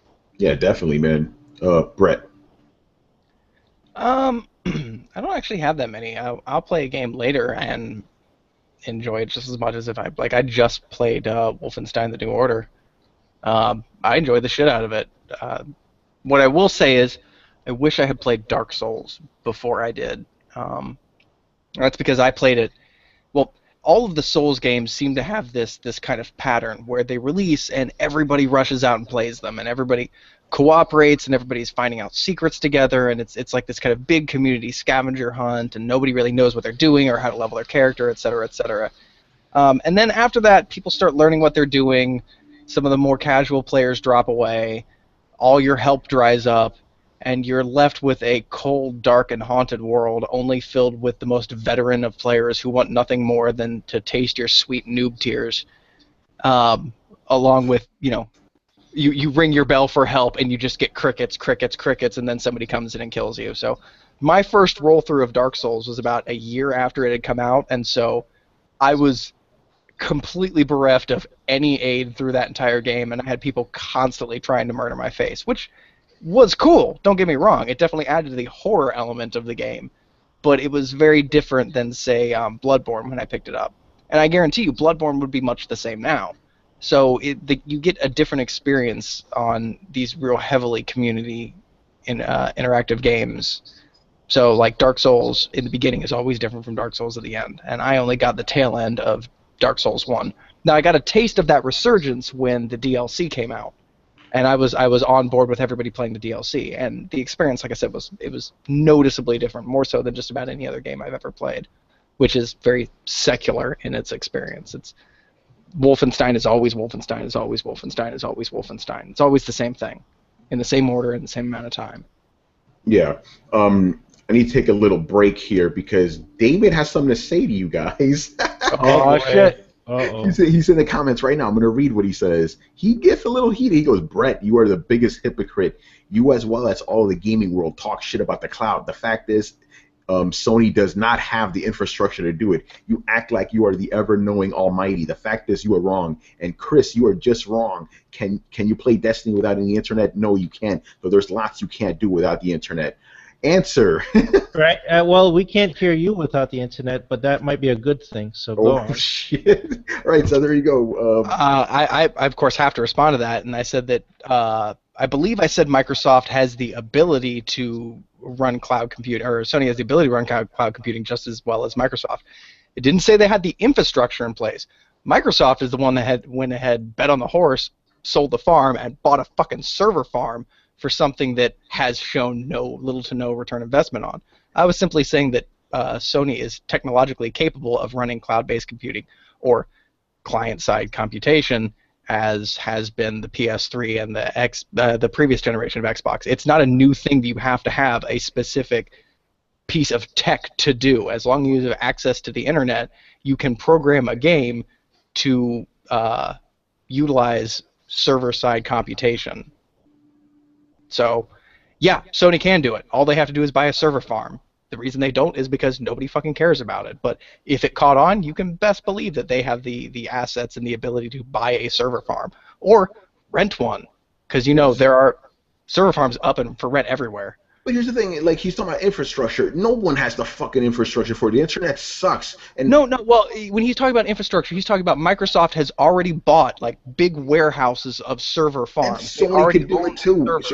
So you're gonna tell me Sony can't throw money around for that shit too? Come on, baby. They just don't already own a server farm. But it's not like it's a huge infrastructure thing to build. You could get that up in 6 months, period, which is easily within the time where you can see the technology of cloud computing being viable. I mean, for Christ's sake, if somebody came out today and said that they are building the world's greatest game based around cloud computing, it would be 3 fucking years before that game reached market. Plenty of time for anybody who's interested to invest in to build the infrastructure for cloud computing. I don't understand where the whole hypocrite thing comes from. That's the part that bothers me. Like, what was I playing wrong on? I don't understand. What did you just say? He says, and Chris, you are just wrong. Can you play Destiny without the internet? No, you can't. So there's lots you can't do without the internet. Yeah, but I can play thousands of other games without internet. What's his point? I don't understand what the point is. I don't understand what the point is Yeah, either. it's like that. Yeah, I can't play WoW without a fucking internet either. I can't play Star Trek Online. I can't play Eve. There's tons of games you can't play without internet. I don't understand what his point is where I'm wrong. Like, I can play Metal Gear right now. You know how many times I get kicked off that server? I can play it without internet. I could go back. I could play Half-Life without internet. I could play Castlevania without internet. I could play Gears of War 1, 2, 3, and Judgment without internet. What is your point? And speaking of Destiny, I want to point out, have you ever noticed that if you hit somebody in the shoulder in Destiny, they do the exact same thing as if you shoot them in the foot in Destiny, as if you shoot them in the head in Destiny, as if you shoot them in the hand in Destiny? It's this kind of just canned backward kind of motion that sometimes doesn't even fucking happen. And that's actually because of limitations of cloud technology, because you're getting the hitbox that's registering in numbers, but you're not getting a reactive field because of fucking cloud computing. There's a reason that if you shoot somebody in GTA, they react differently than if they do in Destiny. And you may say, oh, that's because it's an online game. Well, yeah, it's an online game. It means online cloud computing. That's exactly what it means. Yeah. You can see in Destiny the very shortcomings in which we are talking about right now.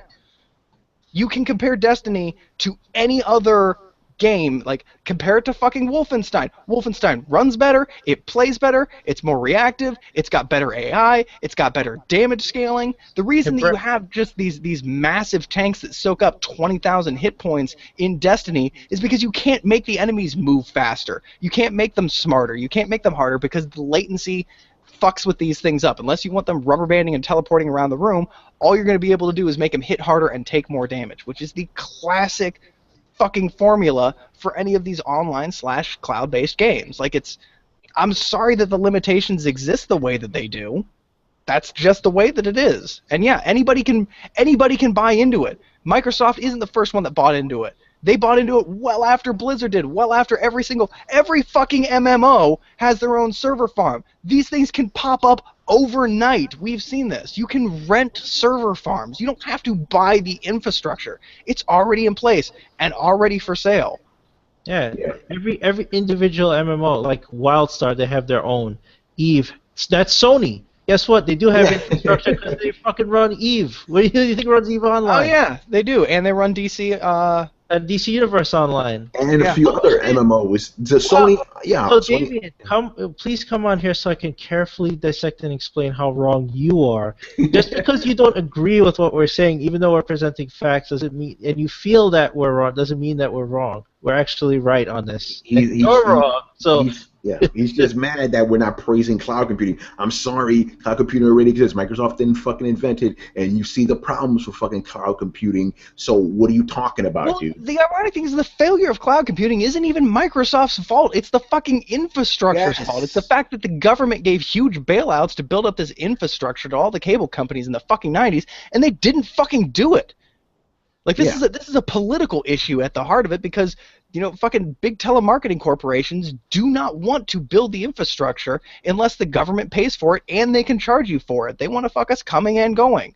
And that's one of the things that we have talked about with this SOPA and this PIPA Act and everything like that. The fact that they're shutting down Google Fiber left and right. This is a concept, or this is a problem that we should all be worried about. And I, for one, know on this show at least multiple times we have talked about the need for this. Yeah. So this isn't something that we're just bashing Microsoft for. This is something that we're all being held back because of a bunch of greedy old fucks. But that still doesn't mean that just because they did their damnedest and did a good job and got a gold star for fucking effort on their point, doesn't mean that it solves my fucking problems right now. It doesn't mean that cloud computing is something that I'm using in my living room today. It doesn't mean that it's viable to be used today. Not until we get this infrastructure shit sorted out. And even if I had Google Fiber right now, Tony doesn't, Chris doesn't, therefore it's not a viable solution. And Microsoft's idea, and it's expressed this time and time again, that, if you can't hook up to the internet in your fucking submarine while serving your country, then why don't you just go ahead and buy the old system that we're still willing to sell you? It's just looking down your nose at people. It's the idea that, if you can't get access to the best technology, then that's not our fucking problem. It's an exclusive, or it's an exclusionary tactic. And it's a bad attitude to have. And even at its very best, if cloud technology was awesome, it would be an exclusionary tactic, which is by in itself elitist. And I cannot support that in an individual, a corporation, a group, anything. Like, you should not be behaving that way. And I understand also, I just said that this is business, and I understand that. But to try and parade something out under the name of elitism, under the banner of keeping up with the Johnsons next door, isn't a proper way to sell quality equipment, nor is a proper way to run an ethical business. As I said before, the proper way to run an ethical business is to give consumers what they want at a fair price and treat them with respect and deal with your business with responsibility, so therefore you can continue to work and you can continue to get the both the money and the respect of your consumer base. It's something that I predicate all of my personal business on, when I'm dealing face-to-face with clients. And I expect no more from these companies than I ask from myself. And so therefore I don't think it's unrealistic. Yeah, basically. All right, thank you guys for calling Damien out on that when he was trying to call you out. Come on, Damien. See, this is the problem Damien seems to be having. Damien, remember, I have no problems with you, but you don't have all your facts straight, man. This is why Charles, destroyed you on the last two co-ops, dude. Like, bring your facts, man. You can't just go on feelings. You got to bring facts. All right. Last three questions by Phantom Vash. What are some of your favorite? What are some of the TV shows / internet streaming shows you're looking forward to watching this fall? It could be a new series or a returning one. Let's go with Chris first. If anything, Agents of S.H.I.E.L.D. Looking forward to that coming back. I don't watch Gotham. I was curious about it, but I didn't keep up with the first season, so I don't know how I feel. If I'm gonna try to catch up and get back into it, I don't know. No, just don't. Just don't. Okay. I saw the entire first season. That last episode was a fucking insult. Stay away from that series. Fuck that shit. Yeah, so that's out. There's a couple of cartoon shows I watch. Like, a couple of them started up. I watch Steven Universe that started up again. I like Gravity Falls. That I'm looking forward to. If they would keep a fucking regular schedule on that show, that would make me happy. But that show I'm looking forward to. I don't watch too much TV, so I guess those are pretty much it. Like, Agents of S.H.I.E.L.D. I'm pretty psyched for it coming back. Yeah. And when X-Files comes on, oh yeah, I am ready for that shit. Hope they don't fuck it up. Yeah, don't fuck it up, guys. I'm excited. Yeah. Let's see. With me, Gotham's out of the running now. I'm not watching that shit ever again. Walking Dead. I'm actually enjoying Fear the Walking Dead, by the way. The first episode was kind of but that second episode, I'm like, okay, this is cool. Is that the prequel? Yes. Yes. I've been looking forward to that. What I like about that show is I like that they're actually taking their time showing you the slow degradation of society. Because remember, with The Walking Dead, the whole premise of The Walking Dead is like, hey, because Robert Kirkman didn't like the fact that zombie movies end. He's like, hey, what if we keep the story going? How are these people going to change? This one, the premise is, hey, let's show you slowly how all this goes down. Like, you know, Kirkman skipped after the zombie movie, though. Like, he didn't show you the zombie movie and then keep it going. He just skipped to the end because he figured that story had been told enough. Yeah, and this one is the other part. It's like, okay, you know how a typical zombie movie, the first 5 minutes are spent with how society falls, then the rest of it is a zombie movie. This is, imagine the first 5 minutes into an entire series, basically. And I kind of find that cool because you have people, and it's weird, too, because I'm seeing, like, zombies, I'm like, wait, that's just a regular person with weird eyes because they're not all fucked up and degraded yet. You know, they're not rotten yet. They're still normal looking. People are like, hey, you just shot the guy 20 times. Why would you do that to someone? How is he getting back up? Pop, pop, pop. How is he getting up? Like, they don't know, shoot him in the head. They don't know all this shit. I find that very neat. So I'm watching that right now. So that shows I'm looking forward to Walking Dead. The reason I'm looking forward to Walking Dead is because it's like the comics now. Every time Walking Dead show goes off the comics, it sucks. When it goes back on the comics, it's awesome. So they're back on the comics, so I like it. Flash is probably my favorite show on TV right now because it's just fun as shit. I'm forgetting the word right now, but it's just blatantly a superhero show, unapologetically a superhero show. They don't give a fuck. So that's cool. I'm gonna see about Arrow. I'm gonna watch Arrow, but I don't. Have you guys seen Diggle? Did you see that costume for him? No, he looks like a black Magneto. It's like, really, like this. I don't know. It's stupid. It's fucking black Magnegro, as I called him. It looks bad. What else am I looking forward to? Agents of S.H.I.E.L.D., obviously, fucking awesome. And next year, Peggy Carter's going to be back, Agent Carter, so I'm looking forward to that. Next year, Daredevil's coming back. You know I'm ready for that Daredevil, boy. What else? I think I pretty much hit them all. Yeah, I think I hit them all. Just the comic book shit, basically. I don't really watch anything else. Brett, what are you looking forward to? Oh, man, you guys pretty much hit a lot of them. Fear the Walking Dead is definitely something I've been looking forward to. The Strain Season 2, I just started watching it, so I'm not sure if that counts, but I was looking forward to that. If you guys I got to see that show, man. You've been telling me about that. If you guys haven't seen The Strain, it is fucking awesome, and it kind of goes back to what Tony was talking about, like the fall of society. Like this show is actually going through different phases, which I find fascinating. Like the show started off with kind of an outbreak kind of feel, mixed with a little bit of conspiracy theory, and then it degraded into full-on like zombie apocalypse movie, right? And now it's like they're kind of trying to fight back because these things aren't active during the day, and so they're trying to, clear out boroughs, and there's martial law, and now it becomes like about this weird like eternal alpha vampire versus this guy who used to be a CDC scientist, and it kind of takes on like a Bram Stoker's Dracula versus Dracula Hunter kind of thing. So it has elements of biological pathogens, zombies, classic vampire hunter stuff, and it tells a really cool progressive story. Like right now, in the beginning of the second season, we're kind of at that Bram Stoker-ish part. Then the last season was split up. The first half was very contaminant, outbreaky. They're building something up, kind of House of Cardsy, and then all shit hit the fan. Like you actually see the evil plan enacted, and like they don't barely avoid it. Like shit happens, and society starts falling, and now you're kind of at the question of like, is shit gonna fall or is it not? Like it stays away from a lot of tropes, and I don't really know how to classify it other than it's awesome. Check it out. Sweet. Anything else besides The Strain? And actually, you're just gonna see all the other stuff, right? Brett, you need to watch Flash, man. Flash I'm down for Flash. It's just unapologetically a superhero show. None of that like let's come up with a like at Green Arrow. They don't call him Green Arrow, they just call him Arrow. No, they code names for the supervillains, all that shit. It's awesome. Yeah, I'm looking forward to The Flash because I'm a big fan of having like I don't like this Christopher Nolan like rah rah rah like everybody's gruff and if you look at most of Marvel's superheroes and a lot of DC's best written superheroes, like they're cheeky. They're all cheeky bastards. Like, there's a reason everybody loves Robert Downey Jr.'s Iron Man. Yeah. There's a reason people like, like Spider-Man, like even Batman. Like everybody loves when Batman makes a joke because Batman doesn't make many jokes, and half the time when he does, they're kind of fucking hilarious. Yeah. What do you think about the fact that they're trying to make Arrow more lighthearted now? Too little, too late. Done caring. Fuck yourself. Because I know you were pissed about that. Because now they're trying to make him more like the guy from the comics and stuff. You know, he's gonna be Yeah, making jokes. I'm just pissed that we can't have a fucking like manic, jovial superhero with a goddamn bow. You fucked up Hawkeye. You fucked up Green Arrow. I guess everybody just fucking hates Robin Hood, and we're all classless plebeians around here. Oh man! All right, moving on here. In these last two questions are about Japanese games. What previously announced Japanese game are you hoping to see more of at Sony's pre-TGS press conference on the 15th?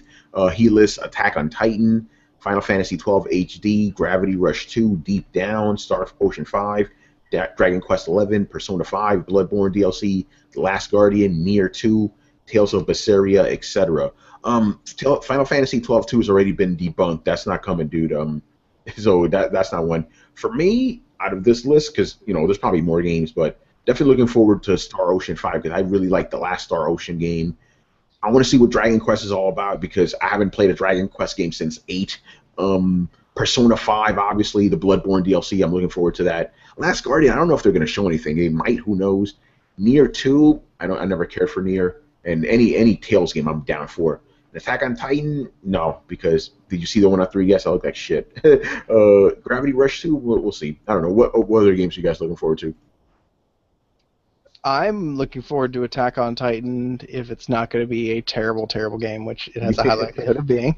I'm really curious about Deep Down, but my fear is that since it got buried in the wake of Bloodborne, that it's kind of gone through a Watchmen kind of thing where somebody came out real excited with a trailer video, showed it, and then somebody showed a way better trailer video, and they went, "Fuck!" and it ran back to the development team and went, "Guys, we got a problem. We need to revamp all of this. This shit not gonna fly anymore." Oh man, Chris, what do you say? What are you looking forward to? I would really. I've been saying this day one that I wanted some Bloodborne DLC. Like I want more Bloodborne, man. Like until Dark Souls 3 comes in and I can tap another vein and get my souls fixed. Like give me that. Souls games are played until the next Souls game comes out. That's the way of it. Yeah. So yeah, more man. Yeah, that definitely. I didn't play the first Nier. I'm not a Nier fan. I don't think so. I'm not really looking forward to that. Last Guardian, yes. I mean, I think anybody who has been following Last Guardian forever is like, give that shit to me now, please. Can I finally have it? Star Ocean 5, yeah, I'd play that for sure. Deep Down, I don't know. At this point, I don't even know if Capcom has enough juice to make that fucking game. So, like, I seriously like to worry about them. So, I don't know if that's gonna happen. I'm not sure we're gonna hear from Deep Down again. Yeah, that's my fear. And Attack on Titan, yeah, if they made it, if they could get that mechanic right, where they rappel around, if they could do like Spider-Man shit where they're flying around and stuff and make that look cool, that would be insane. Like that's what I want. Like if you're gonna put it on current gen stuff, yeah, it better do a swinging mechanic better than Spider-Man 2 did because that was the shit. If you can make that work and make it feel like, yeah, you're really flying around these giant zombies and slicing them up, yeah, then I'm all for it. But I got to see it first. I got to reserve judgment. DQ11, I haven't played Dragon Quest in a while. I guess I'd like. I would like to play it. I would like to think that I would play that game. And Tales, another Tales game, yeah, sure. Wait, give me the Tales. What about What about Persona? No, Personas are always good. I don't know if I'd be into that though. I don't know if me personally. I don't know. I played the third one. It was good. I haven't played 4. I really should play Persona 4 because a lot of people are saying, yeah, that game's awesome. This game, I'm like, yeah, and I want to play it. So I'd say I'd have to play that first before I play 5. Not saying 5 is bad. It's probably gonna be good, but me personally, I'd wait. That'd be on the bottom of the list. Like on top, Bloodborne DLC, then Last Guardian, then you get Star Ocean. I have an order of things, and then it's like, yeah, I guess I could get around to Persona because they're always good. They're always quality. Yeah, Persona, I played 4. I didn't play the whole thing. I only played about like 4 or 5 hours of it. the game was cool, but I didn't like the whole school aspect of it. Like, you have to, yeah, it's not that the fact that you're going to school. It's the fact that like you have to do certain things in a certain time, and if you don't do them, you're gonna lose a relationship with a person. You seem little too micromanaging. It's like, just give me the RPG shit. I don't care about this other stuff, Yeah. But yeah, Dragon Quest, I'm actually pretty excited for it. But out of all these, probably Star Ocean 5 for sure. Because Star Ocean, the last one I played, that shit was like a Japanese RPG version of Star Trek. I'm like, this whole game is about the Prime Directive. This is the shit. Give me more. The whole game was like, they didn't say, but I'm like, this is the Prime Directive. This is what, like, Prime Directive 101. This is what happens when you don't listen to that shit. When you fuck up a primitive society. This is fantastic. Give me more. So I'm down with that.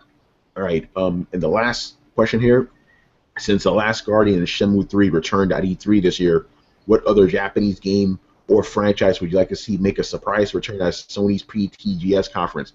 I'm going to say this now. If you motherfuckers bring me Skies of Arcadia, I will give you super amounts of money. Give me that shit, man. I love that fucking game. Give me that, and give me another Grandia while you're at it. What happened to that shit? Give me that, man. Yeah, it's right here, man. The veins.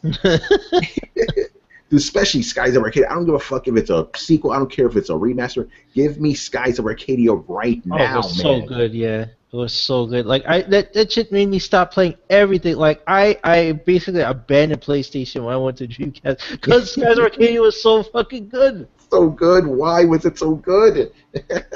Dude, you're a pirate and you're flying around on a ship, and it's crazy, man. Dude, remember when they get to the Japanese part? It's like, wait, they use paper to make their houses? Yeah. And then they're like, wait, you could go around the world. Like, the exploration was great in that, man. It was so awesome. Bring that shit back. Yeah. Right. I'd have to agree. I don't think I can add to that because Grandia was great, and it's like, why don't we have more of that? Skies of Arcadia, man. That's a shame that only got one game, man. That needs a sequel or a remake for sure. A sequel, yeah, preferably, man. Shit. We were talking about this with fighting games the other day. I always joke with Kristen that we should get Primal Rage back. Since old fighting games come back, I'm like, what happened to that game? I did love Primal Rage. Dude, here's a deep one for you guys. Bring back a stall, man. Remember that shit? That was like one of the best looking games on Sega Saturn. Really cartoonish graphics. Bring that shit back, man. I know that's not gonna happen, but that would be awesome. How about this? Since I mean, you get some obscure references in Metal Gear. One of them is about Snatcher. Bring back Snatcher. If Konami, if you have any steam left, if you haven't burned all the bridges with Kojima, or give it back to him so he can make it somewhere else. Yeah, right. Brett, what about you? Any Japanese surprises? I would like to see Azure Dreams and Secret of Evermore. Ooh, Secret of Evermore. That's a good one. Oh, hold on. I got to give a shout out to my friend Navarro, who's actually Manny's friend too. Bring back Secret of Mana. This guy asks me every year I go to E3, Tony, Secret of Mana coming? Secret of Mana coming?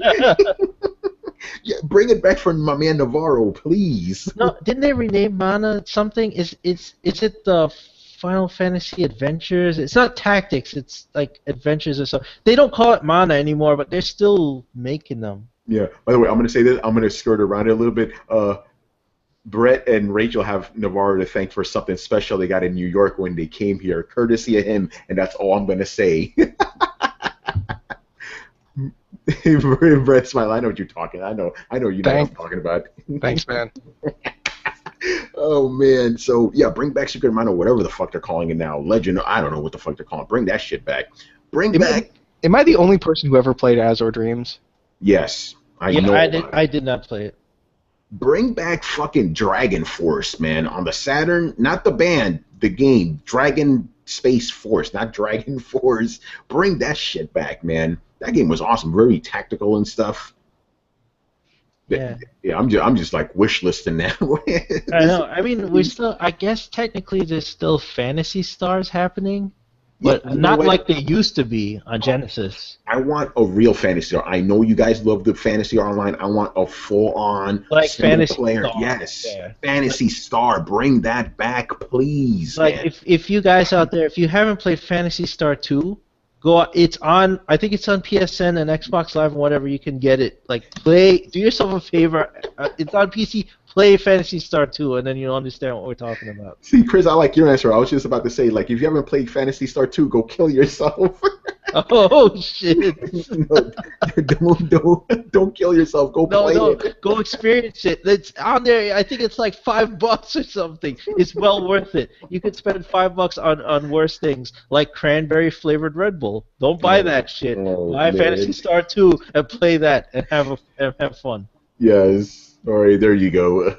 So let's finish this off with the contest. So we're giving away a PC code for Metal Gear Solid 5. We also gave away a PS4 code a couple weeks back. So the question was simple. List your favorite Metal Gear Solid game. And damn it, I shouldn't have closed this tab because I picked this one dude because I liked his answer. I'm just going to say now, the winner is Garcia. He has a little shepherd as his icon and stuff, which I enjoy. Let me pull this out here. And while I do this, because my internet, see, Damien, internet's not very reliable in America, man. This is why cloud isn't going to work. I'm just saying, man. By the way, Guardian Heroes came back on Xbox, didn't it? Like they remade it or like they remastered or something? Yeah, I believe so. I definitely know Graves came back for something. Man, Guardian Heroes was the shit, dude. Like, really bring it back, you know? On a console people actually play on. I'm talking shit now. Yeah. Don't get mad at us, David. You guys are wrong. Oh. You guys are wrong. Like, come on. I'm still trying to figure out the whole fucking hypocrisy thing. But anyway, Armando Garcia is a paranormal gamer. You guys know him. He's fucking crazy. All right, so Adam Garcia, he goes, okay, so once again, a terrific fucking podcast. I love Metal Gear, and you guys do a great job of keeping me informed with the newest, latest in gaming. I appreciate the work, and I especially have to tune in when a big game releases. I'm hoping you guys discuss Destiny 2.0 in the near future because it has a lot of controversy around it. No shit, and it's perfect for Throwdown. Also, is there a way I can get some of Emilio's art for my wallpaper or printout? We'll have to talk to Manny about that. To the point, my favorite Metal Gear game is Peace Walker on the PSP and also on PS3. Why? Because when Peace Walker was released on PSP, I was just blown away by the size and scope of the game story and what it's asking me to do. Building a mother base by recruiting soldiers from the field was a great incentive to be sneaky and keep them alive in missions. The portable hardware was bursting from what Konami was doing with the software. I love the presentation, visual, art, sound design, etc. And also those epic boss fights were very challenging doing them solo. It's probably one of the best Metal Gear games I've put the most hours into happily. I started playing through all the games from MG 1 through 4 before diving into 5 to keep everything fresh, so I haven't gotten to the new game, but I look forward to doing once I do. MGS3 is also amazing, but I've put more hours into Peace Walker, so I gotta be honest and go with that. Keep up the great work, fellas. So, yeah, for that answer, man, you get that prize, man. So I will hit you up on Twitter because we follow each other, and I'll send you a code. Peace Walker is the shit. I've been thinking more about this. I think Peace Walker is in my top 3 favorite Metal Gear games now, man. Oh, Peace Walker was amazing. It's fucking great, dude. Like, yeah, the whole building your mother base thing, the mission structure of it, which Metal Gear Solid 5 borrowed heavily from. So, yeah, I think right now it's Metal Gear Solid 3, Metal Gear Solid 1, and then Peace Walker. It's fucking great. You know, and playing Metal Gear Solid 5 makes me appreciate Peace Walker even more. You know? Yeah, dude, I got the special edition PSP with Peace Walker, and I was playing that game constantly, like going to work, whatever. Honestly, as I'm like tapping my veins with Metal Gear 5 right now, I could not put down Peace Walker. I love the little management when you like build your base and do all the FOBs in there and all that shit. Those were great, and that was a great freaking game. Yeah, like I still love Snake Eater. I still think it's a great game. but the amount of stuff that was in Peace Walker and the amount of shit you could do, and I was really disappointed with Portable Ops. I will always say this as a Metal Gear game, Portable Ops was very fucking disappointing. I was really disappointed with that game. I really didn't like it. I didn't like the freaking stamina limitation. I didn't like the fact that there were characters you could find that were 100 times better at Snake at like everything. So I was like, this is ridiculous. I'm supposed to be like the ultimate soldier, the baddest ass fucking mercenary. And then I'll pick up a guy that's like, oh, he can run 100 times faster than you and use half the stamina. I'm like, so what's the point of using Snake? It's so stupid.